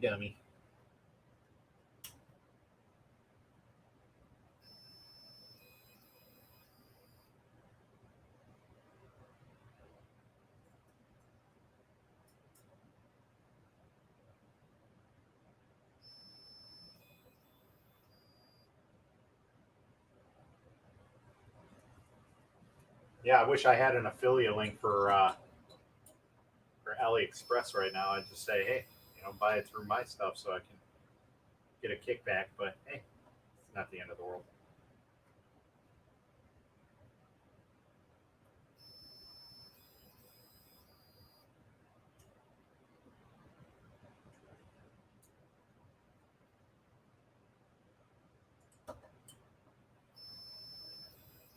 Can we do this without destroying the whole printer?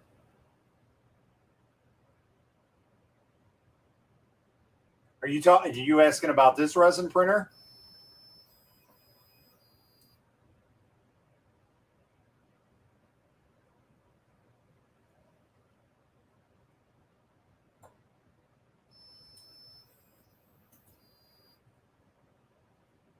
Yeah, if that's your first resin printer, if you need any help with it, just hit me up. I'm always around to help.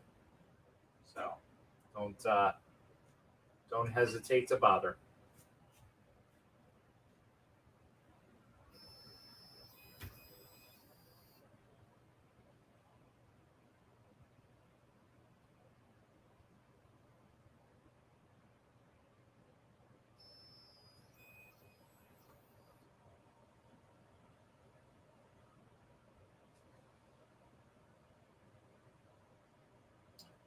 It is expensive depending on what you're wanting from it. I mean, it is definitely more expensive than FDM printers, but you got to understand like the attention to detail out of the box. You cannot beat it for its price.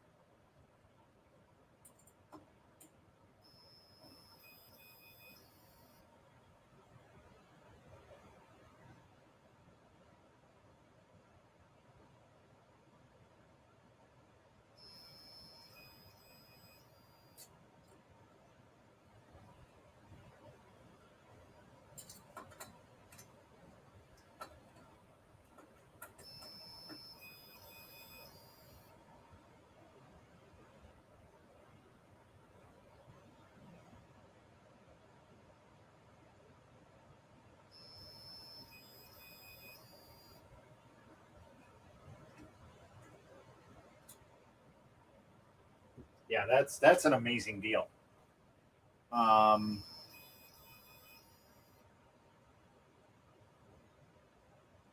it's very interesting. I'll have to browse AliExpress tonight and see what deals are going on because that is an amazing deal right there. Like anybody who wants to get into resin printing, they should buy that deal right then and there. I don't care if it takes 3 months to get here. Like that is an untouchable deal. So I have a Howlett printing not too much with it, $60. Whoa, that's a lot for resin. You should check out like AliExpress and see if you can get something cheaper. Really, any Elegoo or any cubic resin will do. So you don't have to stick with the brand name resin.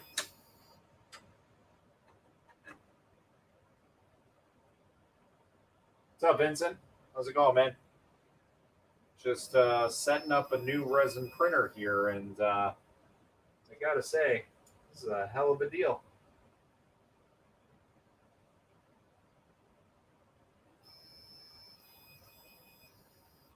for this printer.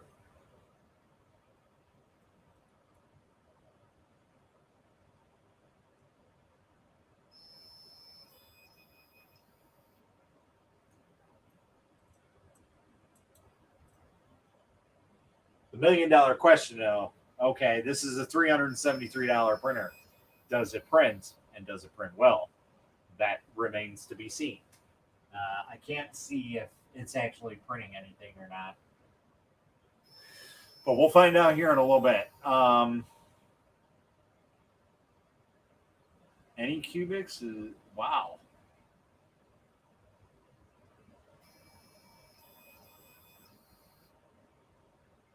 Okay, just woke up here on my new bed. Nice.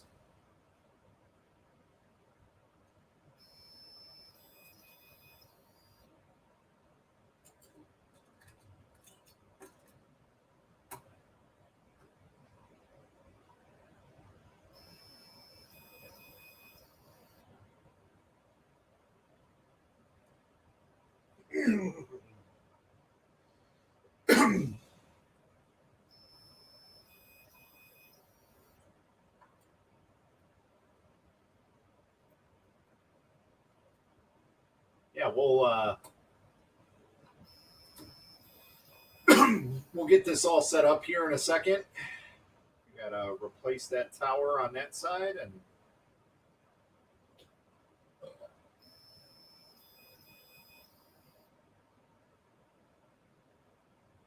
so one thing I will say is I heard a lot about this printer and that it just doesn't print. Now, in my eyes, that just sounds ridiculous to me because Kelant products they work. I don't know any that doesn't. I know there are some people that have this and say that they can't print with it, but that could also just be that it needs some special care.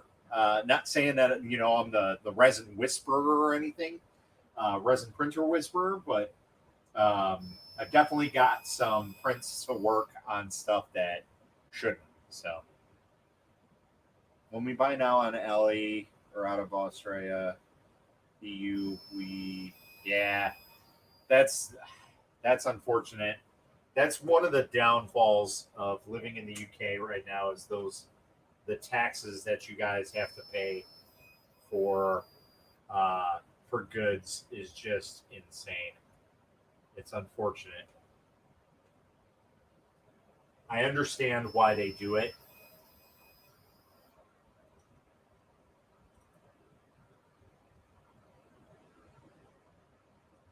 But it's not good for people who want to try and make their own businesses.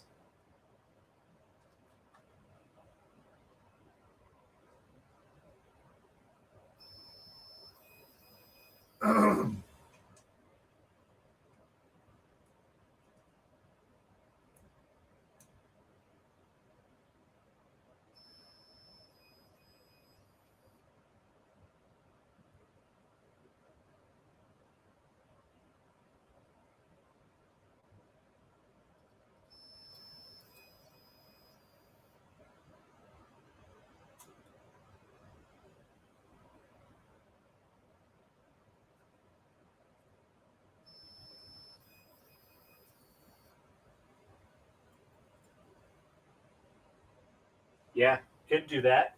Good morning.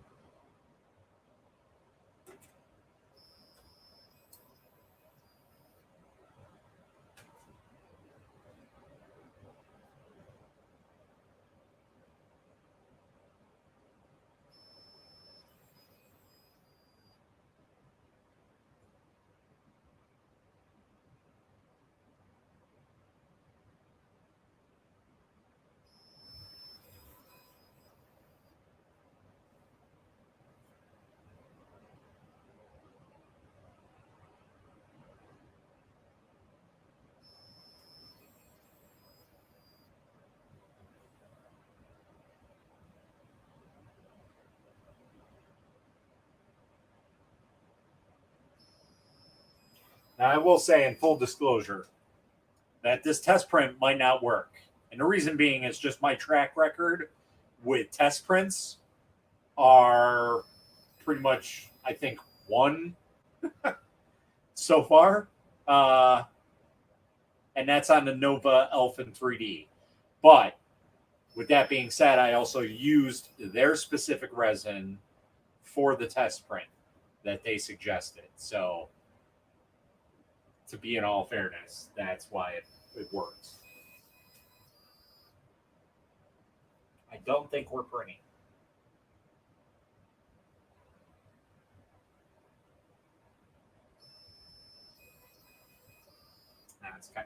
It's just there. I can barely see it.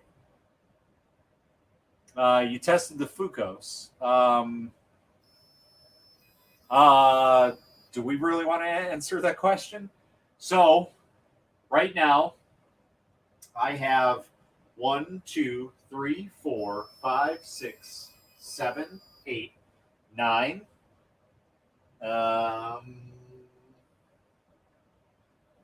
10 resin printers. So I have 9 out here, one that still needs to be unboxed. So I have 10 resin printers, which that will be cut down. FDM, I have 2 that are unboxed right now. I have 1, 2, 3, 4, 5, 6, 7, 8, 9 FDM printers that are all in boxes. So 10, 11 FDM printers. So 10 resin and 11 FDM. So that's whoa,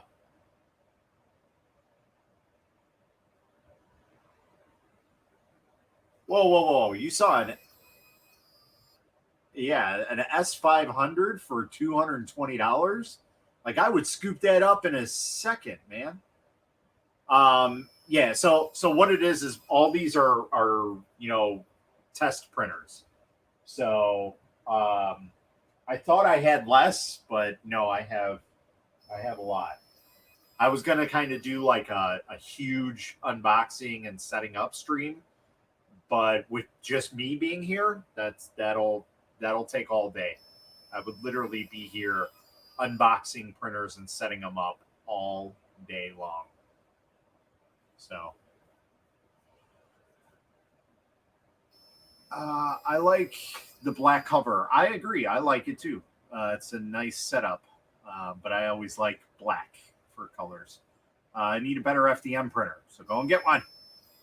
The appropriate answer is N plus 1 equals more than you currently have.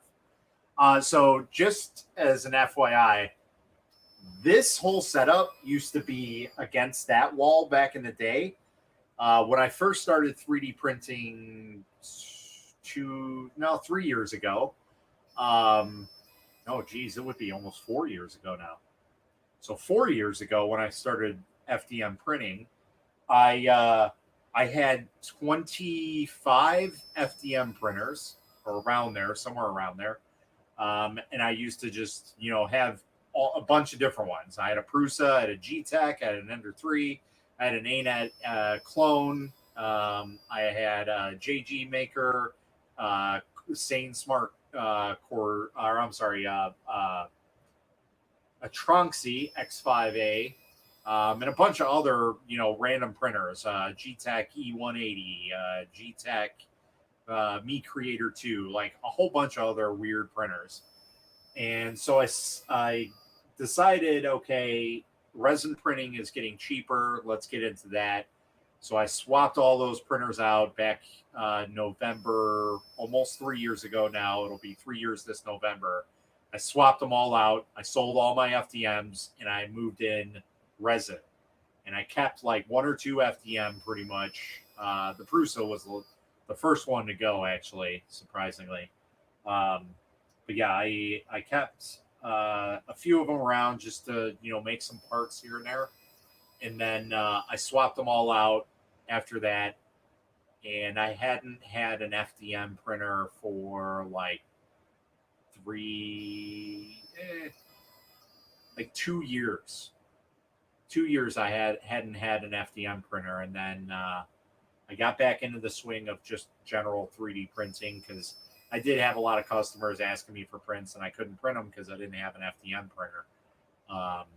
And so I decided to keep this one, the Anycubic Viper, which that'll probably stay there for as long as I need it. It's good enough. And basically, I swapped out all my printers for, I want to say it was like 28 resin printers. Obviously, I did them, one at a time, but I had like 4 Photons, 2 Photon S's, an Elegoo Mars, 2 High SQ1s, an SQ3, what else? A Nova Elfin, a longer Orange 30. God, I can't remember all the printers I had, but they basically come and go at this point. With this big printer, I don't really need anything else, to be honest. If I had 2 of these megas, I wouldn't need any of these other printers at all. But I still do reviews for companies and things like that, so I still get companies asking me to check them out and give them my opinion on it and whatnot. So CR10, not good. I think for $400, no way. If you're talking about if you're talking about the CR10 Smart, it is not worth it. Is resin a cleaner looking part? Absolutely is. So here, we'll throw this one off because it's probably the best. So I printed off a Pokemon chess set. If anybody knows anything about Pokemon, this is Hydra, and this is the print.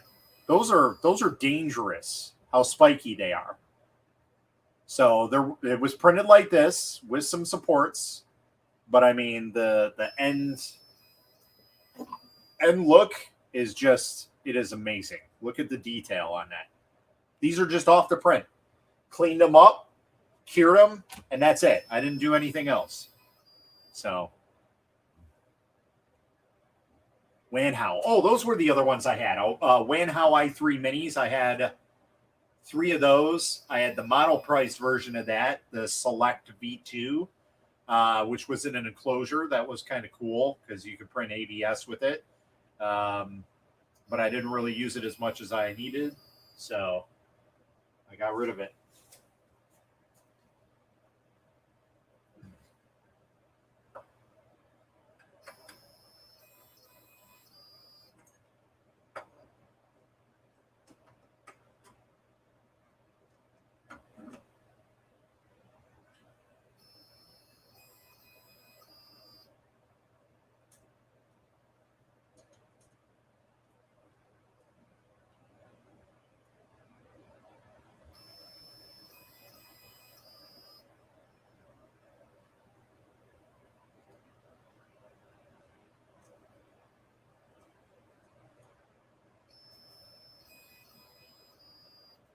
Oh, and to top it off, resin printing is much faster than FDM.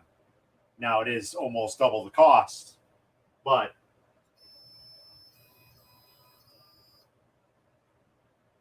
I could definitely print some stuff in half the time, if not 3/4 the time.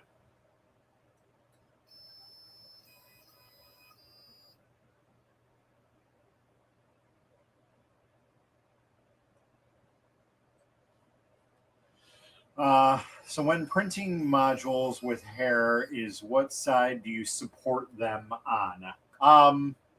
That's really a good question. And to that, my answer is when you're printing them. So let's say this is your build plate, right?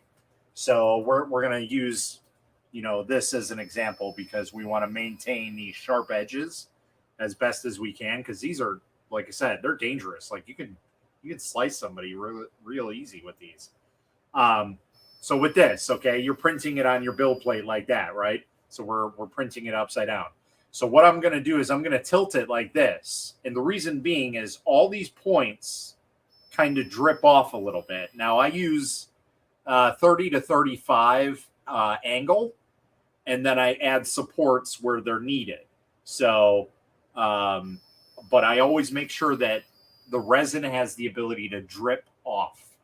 That's the main thing. So no matter what you're having, you want to make sure that the resin is dripping off, because you can have some issues. And I think it was this model. Maybe not. Maybe it was a different model, or maybe I did reprint this.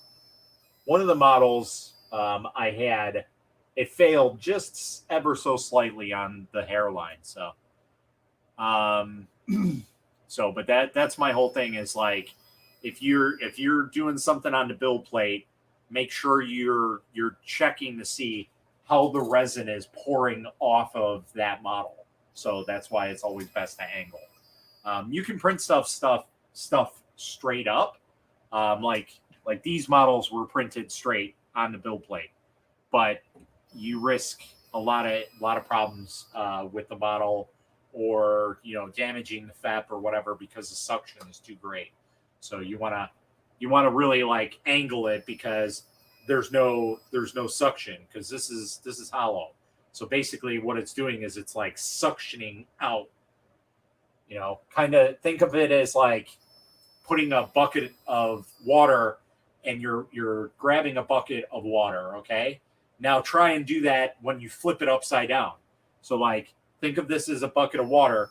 and you go and you scoop up the water. Okay, real easy to do.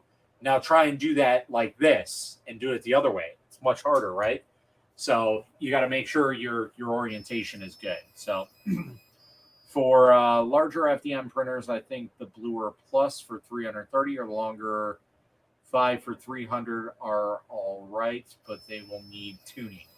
I haven't checked out either one of those, but for the $300 price range, in my opinion, the ones that I have tested, the SV03 is unbeatable for its price. I think it's actually a little bit more. So if you're looking for something around that range, the Sovol SV01, which is literally a CR10 mini with a direct drive setup, that's a really good deal as well. It's got an odd build plate. So it's like, it's long, but it's short. So it's like an Ender 3 from front to back and a CR10 from left to right. So it's real goofy. But again, the Sovol lines are very good. So what do I think of the Focus? If you're talking about the Focus Odin 5, I have tested that. I've done a review on my YouTube channel. It's a great out-of-the-box printer. They market it as a folding printer, which that's more or less gimmick because you still need to unbolt 4 screws in order for it to actually be used as a folding printer, but it does fold. But it's not like, you know, a true folding printer where I can just go fold it down and take it and go. It's not like that. So so it's a little weird on the marketing side of that. They need to better market it, in my opinion. But it's a great printer. I didn't have any issues besides when I first set it up. I couldn't get the filament to go in there, and that's because the test piece was still stuck in the extruder, and I couldn't plug it out. So I had to use a very thin Allen wrench to push it through. And then once I finally got it through, it was printing perfectly fine. I didn't have any issues with it. I printed like 6 or 7 back-to-back 15-hour prints, and it was perfect every single time. So, and then I used their white filament, which was amazing. That came out perfect. So, I think it's a really, really good printer. So, okay, I did a Suzuki bust, and his hair was a nightmare. So another thing that is a major issue that I see all the time is people don't calibrate their resins. So like, as you see here, these little tiny calibration things, I know they're kind of whitewashed here, but those are calibration tools. So right now I just kind of set this print to go. I don't expect it to print because I've never had a test print work, except for with the Nova Elfin. So I'm expecting this to be a failure, and I'm pretty sure it is. And that's because it's expecting to be printing at X exposure time. And this resin is definitely a higher quality resin. So I'm expecting it not to print at the times that are needed for it. So, so yeah, I was kind of expecting a failure from the get-go. So, yeah, I know you said that you tested the Odin 5. Yeah, it's a great little printer. So yeah, absolutely. Like even so, like right now I'm having issues with the E-Packs. The E-Packs, I'm going to run a test print, and then we're going to go from there. And we're basically going to systematically figure out what's going wrong, because I tested the light source on it. It's good. The movement's good. The build plate is okay. I'm not really having issues with adhesion on it. It's just the fact that the stuff is not staying on there. So the base layer is working, but the print and the supports are not working. So I have a feeling that it might be that I'm just not using the right supports for that machine. Because I try and use like my frozen setup ones for all my printers, and they work pretty good. But I know on some machines it might not work. They might be a little too light. So we might have to beef up the prints or the supports a little bit. So, but I wanted to get this up and running, so I at least have a replacement for it for the time being. We're gonna take that one out of commission for the next day or two and kind of run some prints on it. We'll do the test print, we'll do some flat prints, and then we'll go to some we'll basically build it up to figure out what's going on, if it's a support issue or if it's a issue with the USB stick, which I don't think it is because I already swapped that. So that's usually my go-to if like things are not working. It's a USB problem. So and that comes with a really really nice USB stick. But even a nice one can fail. So I figured, hey, let's try it out and see what's going on. But yeah, it's been problematic ever since I basically updated, if not a little bit before that. So you had the same problems what I had, Matt. First printer, what I done a review in a 20-minute setup. Yeah, very very easy to set up. It's a really really nice printer. Yeah, pretty sure we're failed. I don't see anything.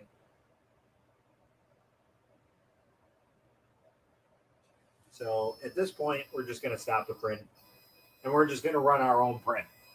So, which is fine because now we're all set up.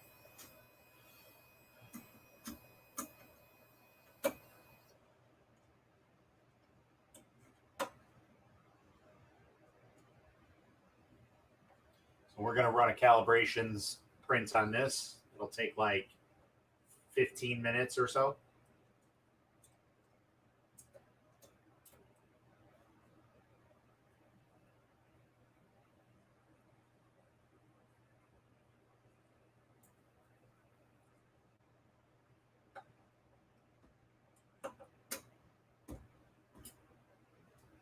Actually, I lied. I did have good successful test prints with that. But again, I was using their resin. Their settings were set up already on it. So it printed perfectly fine. Yeah, the same for the Sonic Mini. I did print their test ring. But again, I was using their resin. So anytime that I don't use their resin, I have failures. So I kind of knew that this was going to fail. So we're going to move this up.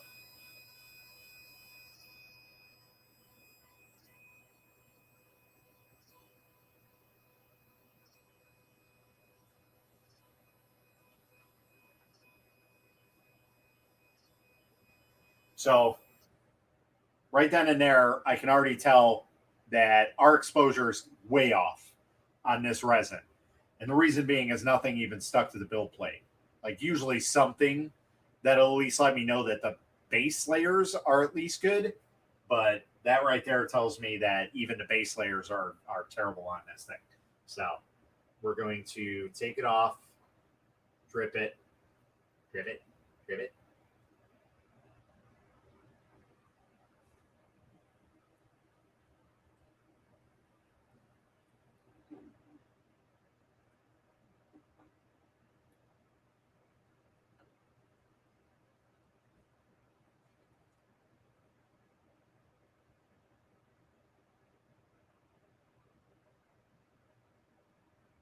And we're going to run a test print.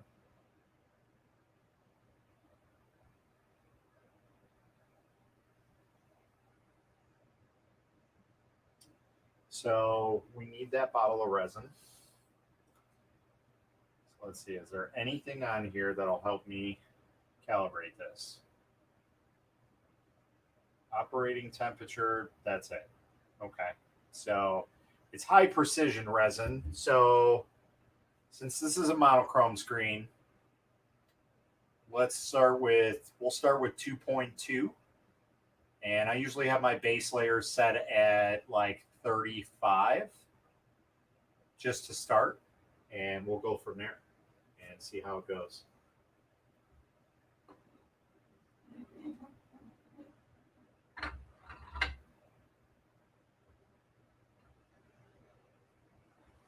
think that that knob is a little crazy. So some gloves. Take this print off.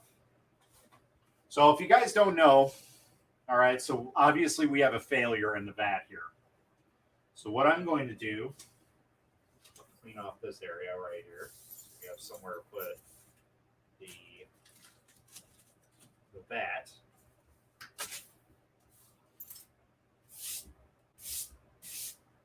Okay. So what we're going to do,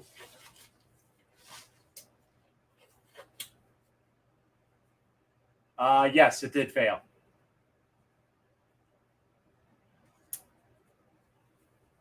I just stopped it. I didn't let it keep printing. So we're going to do a test print on it because, like I said, this is higher end resin, so I wasn't expecting much from it. But there's a cool little feature here that not too many people use that I like using. I'll show you here in a second.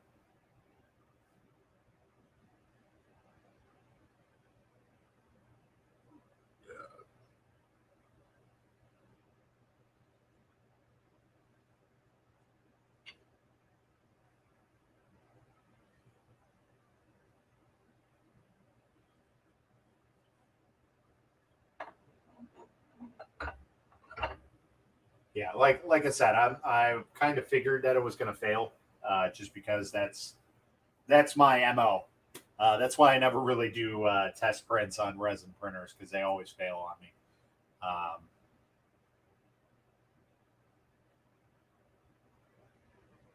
That's one for what now, Matt? So that would be like probably 25 failures for test prints out of 30, 34. No, sorry, like 30, 32 or 33. So I am 25 failures out of 33 printers for test failures. So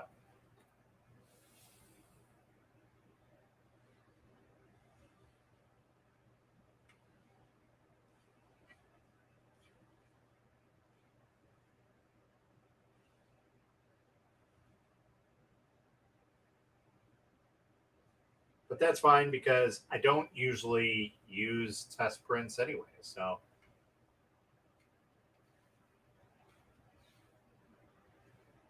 I'm not going to be sad about it.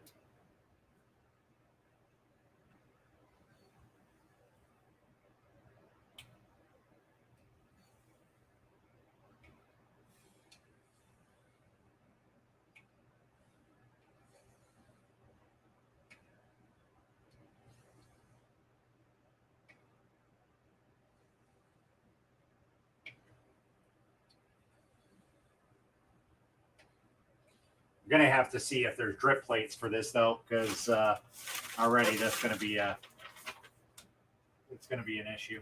I can tell already. Let's see here. Many people who buy resin printer often go wrong because they often forget the foil from the resin box. Foil from the resin box. I don't know what you're talking about, foil for the resin box. Happened to me with my first print on my voxel lab. Yeah, exactly. Is the bottom silver or brushed? It's kind of like brushed. Yeah, it's brushed. So it's got a black top and then a brushed like aluminum bottom. So mine failed 5 times till I got damn deer to print. Oh yeah, that's right, the voxel lab deer. That one's kind of weird because usually, there's a test print already ready sliced on there. But it's kind of good that Voxel Lab does that because it teaches you how to slice the file right out of the box. So I personally think it's a little better. A lot of people don't. And of course, I already splashed resin everywhere, so I christened the printer already.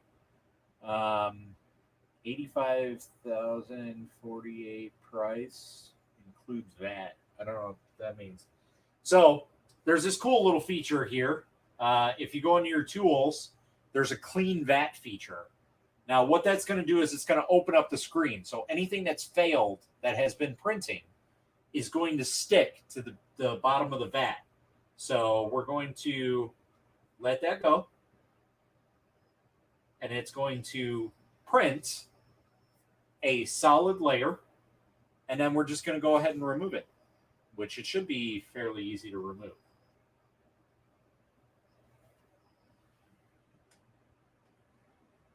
Exposure has ended. All right. So now what we're going to do is we're going to search for that exposure.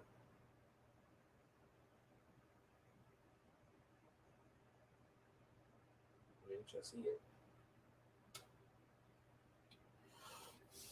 So now what I do, we'll take this out a little bit.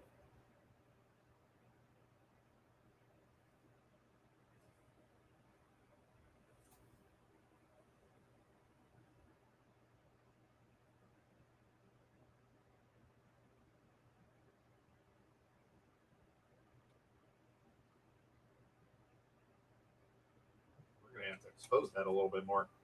15 seconds ain't going to do it for this resin. I guess this resin's going to need some special exposure times.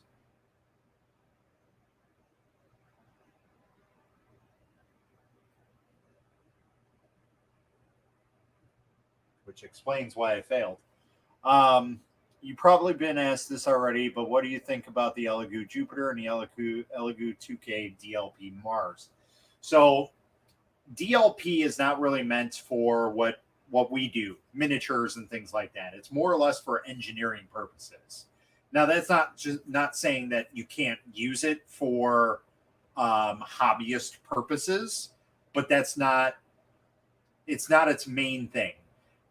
As I said, like my analogy for that, it's kind of like buying a Ferrari or a Lamborghini and driving the speed limit. You're still using the car. It can use it to what it needs to. You can get up to the speed very, very fast, the speed limit very, very fast, but you're not utilizing the entire part of the car of what it can do. So it's kind of, pointless to do that. So that's my whole view on it. But I also found out that at least the Anycubic, I haven't looked into the Mars one, but the Anycubic is still printing at 405 NM, which means that it's not true DLP. True DLP, as far as I know, prints at 305 NM, and that's basically like the sun. The bonding chemical process at that NM is the best. It's untouchable, which is what makes DLP, $1,000 machines. But that would explain why they are budget machines. So, it is what it is. But the Jupiter, I tried jumping on and getting an early bird to do a review on, and it was the only one that I was going to pay for because I wanted to try and get it at its earliest. I had reached out to Elegoo before to ask them if they would be willing to do a collaboration project, and they were all go. And then I found out that they were talking about the Elegoo Mars Pro 2, not the Jupiter. And I was like, in the email, it says Elegoo Jupiter collaboration. I guess they missed that memo. So they were very sorry about it. And they were like, oh, well, whatchamacallit? They're like, oh, well, we can't guarantee a review unit because, there's only so many. And that basically means that Elegoo will not send me one because I'm not big enough to, have that in my possession. Now, people like Uncle Jesse, my buddy Jim from the Edge of Tech, those guys, they have thousands upon thousands of followers. So they will probably get that unit. I will not. At least I'm not holding my breath to. So I tried for an Elegoo Jupiter early bird. I tried 3 times in less than 5 minutes, and every single time it hung up on me. And that's basically it. So yeah, I'm not getting a Jupiter. I really don't need one. It was just more or less like I was going to review it and either give it away or sell it for, basically what I bought it for. Um, but that's not happening. So.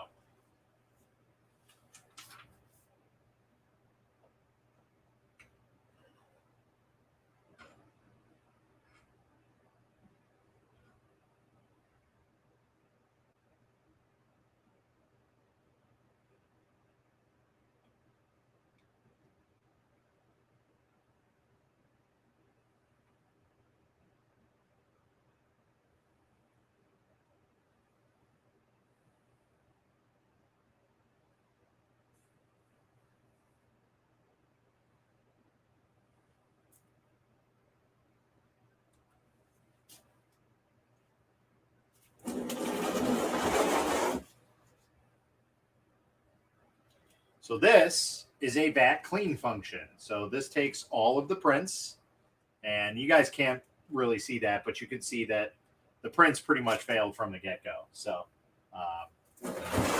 yeah.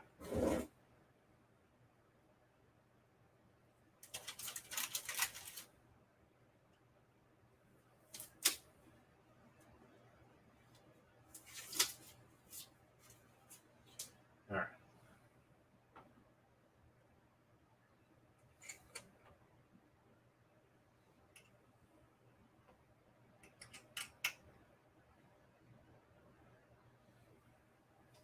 Oh, and I see it does kind of have a lip on there. So, all right. So now we're going to go ahead and do a test print. And we're gonna spitball it basically. And I'll show you guys exactly what I do, because I could share my screen while doing this. So that's kind of cool. All right. So let's see. First off, let's read this text file and see what it says. Any update package? No, I'm good. Thank you for choosing Kelant products. Please read the instructions. We have provided relevant videos. That's cool. If you encounter any problems, so far so good. I haven't encountered any problems. Let's see what STL files they have though.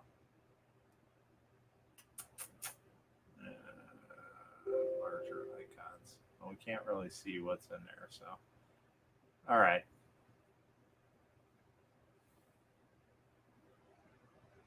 Yeah, 478. Yeah, far from being anything for Elegoo. Elegoo seems to only work with people that have, in the double digits subscribers, which, I mean, that's fine. That's understandable, because right then and there that if you give them a product, somebody's going to buy something no matter what. You don't have to worry about that. Yeah, All Out is from the Netherlands as well. All right, so let's go ahead and share my screen. All right, and we'll go to G2Box Pro.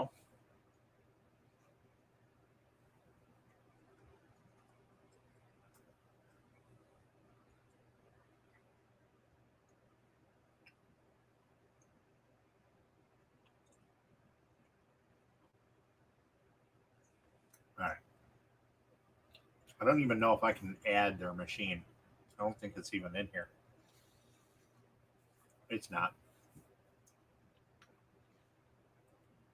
So we're just going to use the Creality Highlight Sky because it's a similar build volume. So we're going to go ahead and grab our test print, which I believe is in downloads. I don't know why these are not coming up now. I might have to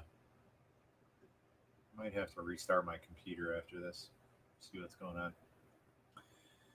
All right. So we're just going to cancel that. So this is a Resin XP Finder. This is a new one that I've been using that is much, much easier to read.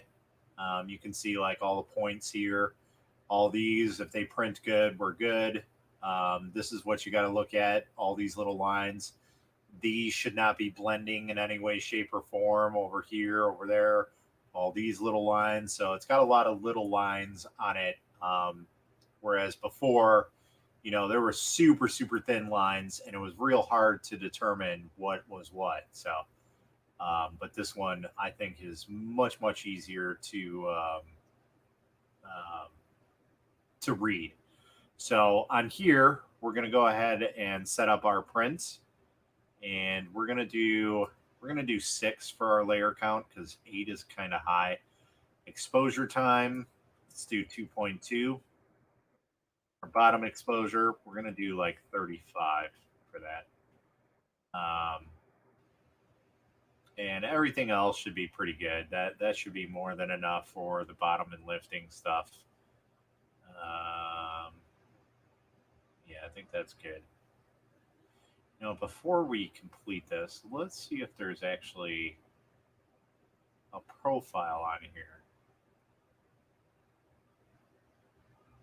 Let's see what they say about this, on how to set it up.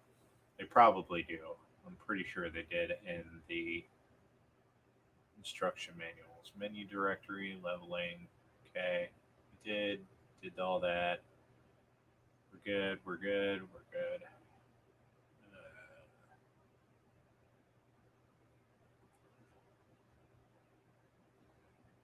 Okay.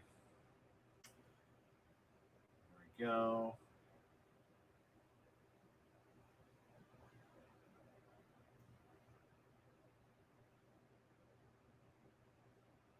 So there is a USB config. Okay.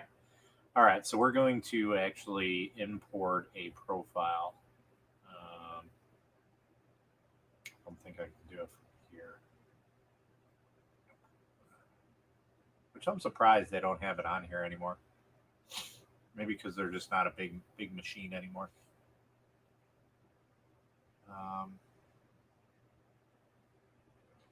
Nope, and I messed that up. Where's my folder?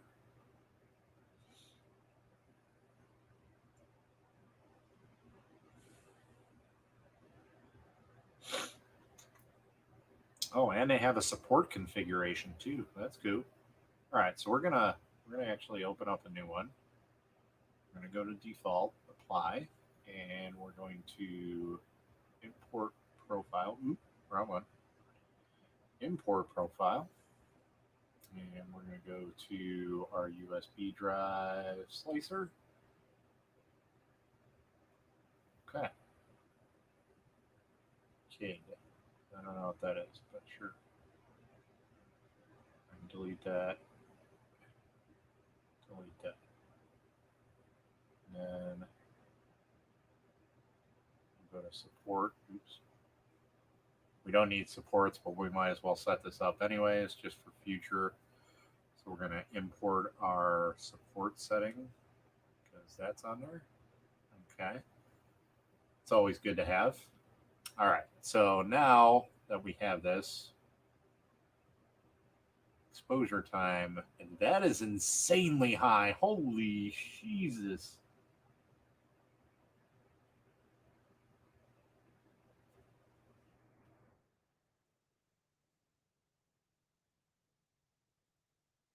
Okay.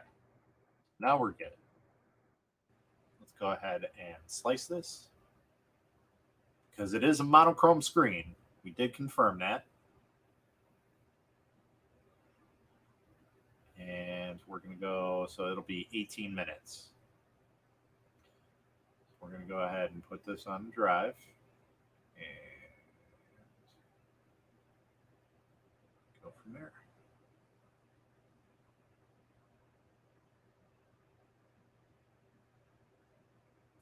Okay.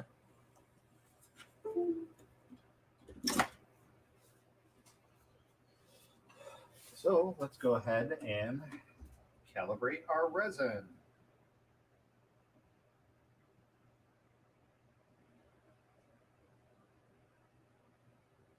Oh, wrong file.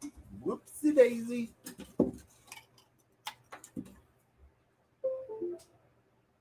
That's why I couldn't find it. I need CLDDP. There we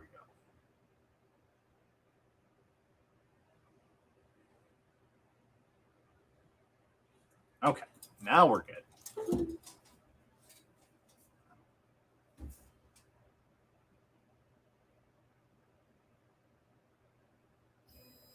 All right. So now that'll print, and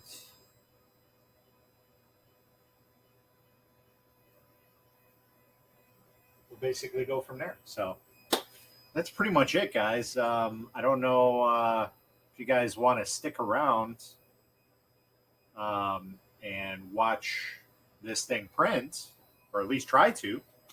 So that's completely up to you guys. But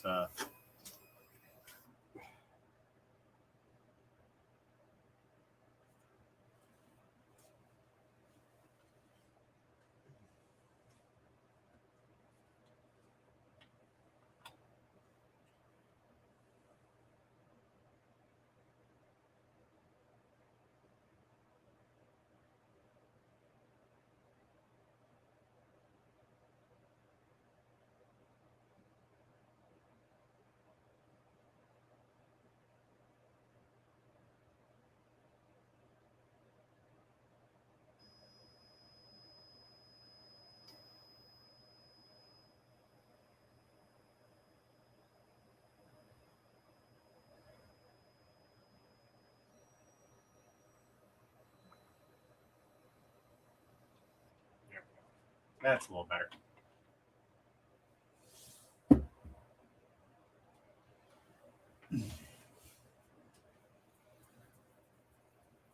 But hey, at least the machine's built, so we can go ahead and start doing all our calibration stuff on it.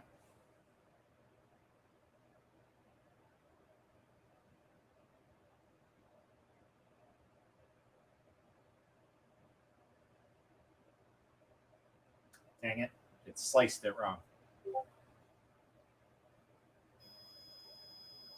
My internet is way better than yesterday. Yeah, it has been so far.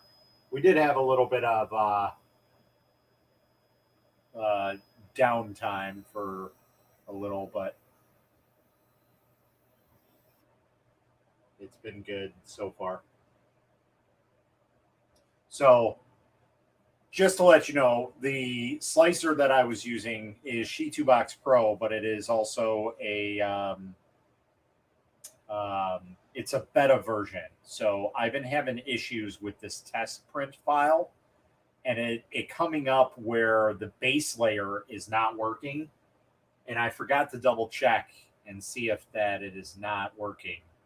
And unfortunately, I think that's the case right here. So we're going to print basically the ghost of that test print. So everything's going to print except for the base layer. So you'll see all the details, all the little parts on it. God, that's super whitewashed. You'll see all the little instructions and everything on how to read it, but there will be no backing to it. So it's basically printing a skeleton of the print. So we'll still let it go because we can still read it. I hope that it's going to print because of those holes. We'll find out.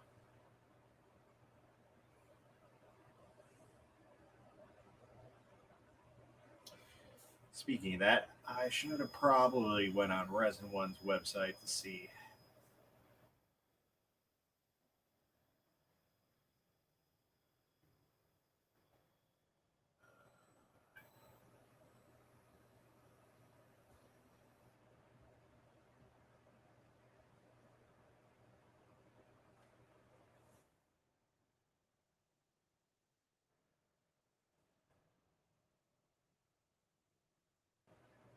So,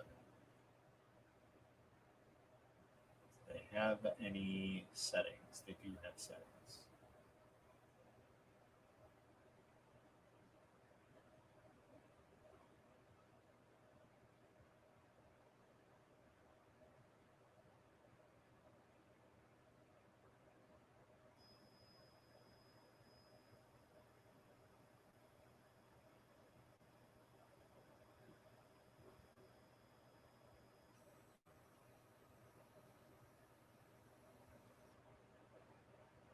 All right, thanks for stopping in, on fam. Yeah, I think I'm gonna call it a night here in the next 10 minutes or so. It'll be 2:30 my time. So yeah, I wouldn't use that new slicer from Creality. Use Cura. As much as I hate to say that, use Cura. Don't use that slicer.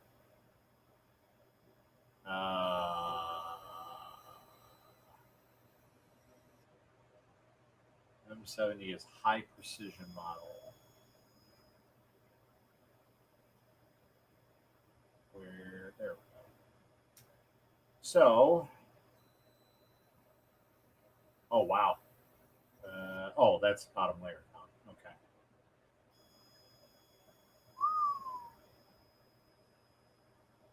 Yeah, we definitely underexposed this print for sure. So we set it at 2.2, and the average is like, dang, the average is like 2.8. Good lord.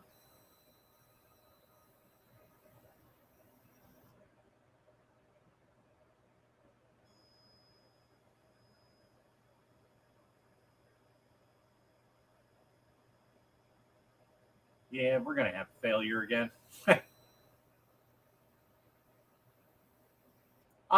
It is a lot louder than the other printers, but it's not terrible if you keep the door closed. You can hear a little bit of it, but I'd say it's comparable to like my older printers. You know, like newer printers, they have like the 2208s or 2209 in there. That's probably got a A4998, which is fine. But it definitely is a little bit louder than what most people are used to. So, but yeah, this is probably going to end up in a failure because I underexposed it a lot, which is probably why the test print did not come out very well because yeah, that's not set right either. So we'll have to play with it. I'll get a print going on it, so it's not the end of the world. That's what testing is for. So I expect so my normal thing is like 5 failures in the first week. After that, there really shouldn't be any failures because at that point I've tested all of the exposure times for the resin. So let me rephrase that. For every new bottle of resin, I give myself 5 failures. Okay, so this will be probably number 2. Now it'll probably print some of the stuff, but some of it will probably not come out. Uh, but that's number 2 basically. So test print and then the validation uh, XP tool. So, um, but I expect this to fail in some way. Um, so there's 2. So I get 3 more out of this um, before I say that I can't print with that resin, which that's never happened. Usually by the third one, I'm within a good range. By number 4, I'm good. Number 5, I usually use for settings purposes. So for support settings, I mean. So if I need to tweak with supports, I usually give it one go, and then the next time around, I usually get it right on the money. So, not saying I'm like super awesome at anything, but I've been doing this for a while, so I kind of know how a printer is going to print. So, but I will say that I'm a little concerned about the LED matrix on here. I don't think it's powerful enough. So, but again, it's a $373 printer. So can't really complain about it too much. That's really cheap for the size that you're getting. Again, I thought it was an RGB screen. So, oh, I'm getting tired here. Yeah, so I'm gonna let you guys go in about 4 minutes here. That means well, 3 minutes now. Uh, that's 2:30 my time in the morning. So I think that's early enough. I thank you guys for stopping in and chatting. It's always nice to have you guys. I will do some more of these. I got a ton of printers still to do, so I'm trying to get back into the swing of things and get these all situated before anything else comes up. So because I got a lot of stuff that I gotta work with people on. But the FDM printers, I'm definitely going to be flying through those pretty quickly because I don't use them, I don't need them, and yeah, they can go to someone else.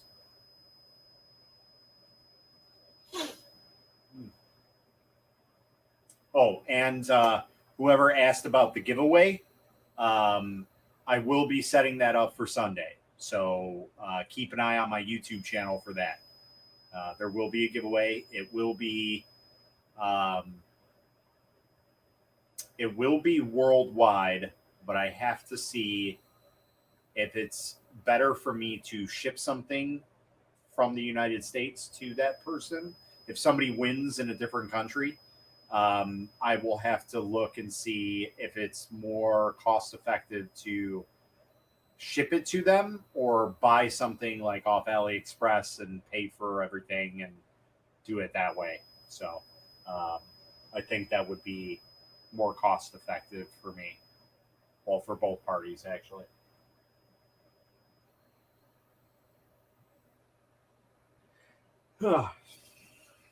And then we're going to do a resin printer giveaway because I have an extra Anycubic washing cure in there, and we're probably going to give away one of these smaller resin printers because I'm not going to use them. Um, Whether it be the longer orange 4K, the Sonic Mini 4K, or the EPAX E6 when we unbox it. So we'll have to see. But I don't use smaller printers anymore. So and that one again will be a worldwide um, giveaway. So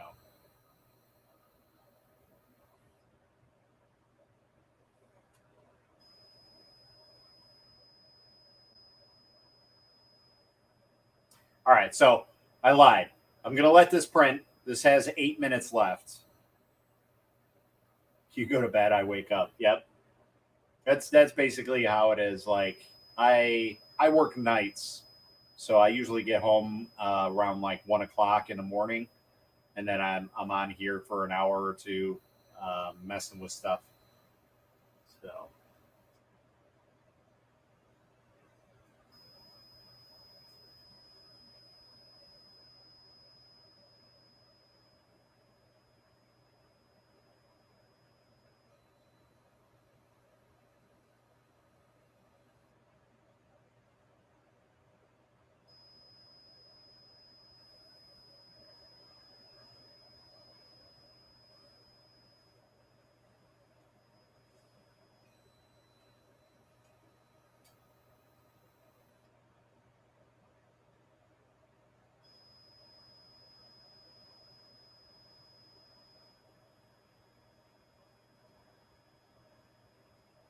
I'll be amazed if this actually prints. I'm not expecting it to.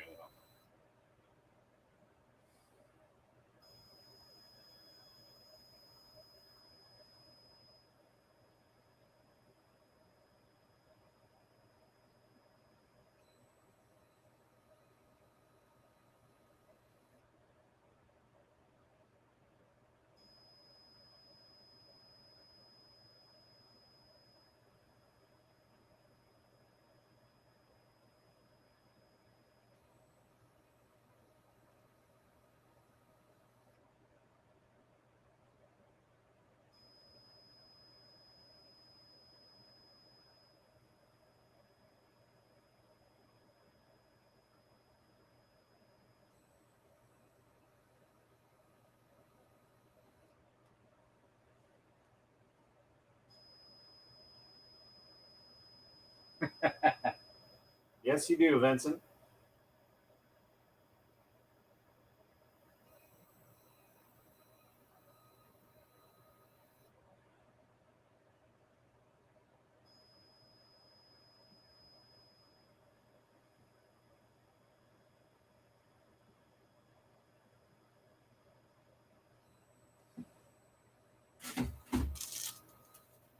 That's the downfall of living in the Netherlands.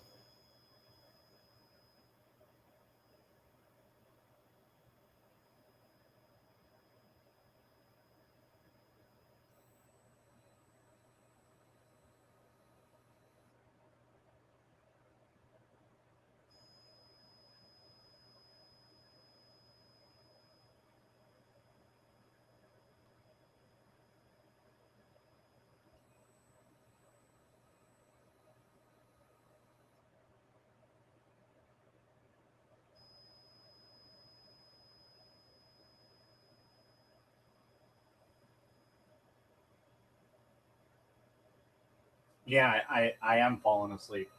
But like I said, I'm gonna wait for this to finish. We got 4 more minutes, and then I'll cut it off, and then I'll let you guys go because I want to see if it actually prints or not. We're at 78%, so that'll give me like we'll be live for like 3.5 hours. So yep, I've definitely fallen asleep on streaming for sure. Me, Chris, Steve, Vincent. I think you fell asleep. Mike has definitely fallen asleep, and yeah, that's pretty much all I can think of. Peter fell asleep too. So I wish I could put cameras on it. I don't have cameras set up. Like I have my camera right there, but it's not charged. So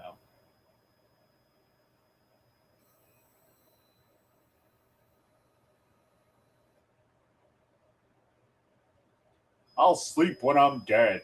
Ah. It's funny. Like I can be super tired down here, then I'll leave you guys, go upstairs, and I'll probably be awake for another half hour easily, just sitting in bed. It's lovely. But there are some times where I hit the pillow, and I'm out.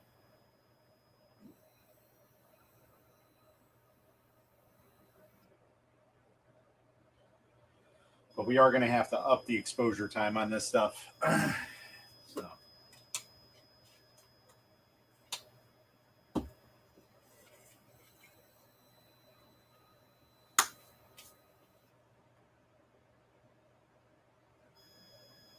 91%. 2 minutes to go.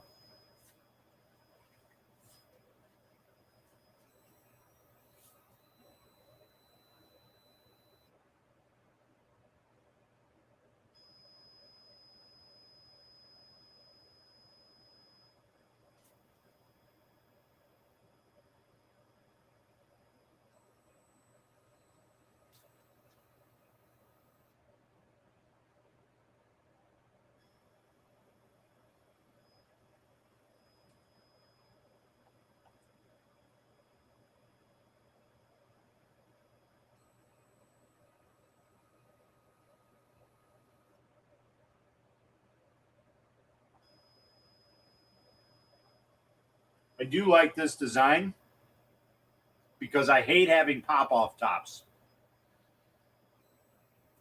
How many do I have that I actually use? 9. So the other day, you guys saw me remove prints from that one, that one, that one, that one, that one. You guys didn't see it from the other printer that I'm testing. That one, that one, that one, and that's it. So 1, 2, 3, 4, 5, 6, 7, 8, and 9. So yeah, 9 printers. Usually 8. 8 is my normal amount. So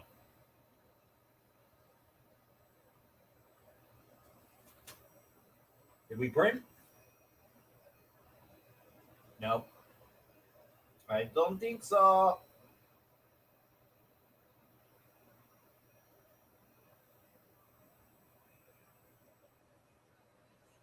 As I kind of suspected, that was way under curing. Yeah. No bueno. Yeah, we'll try again.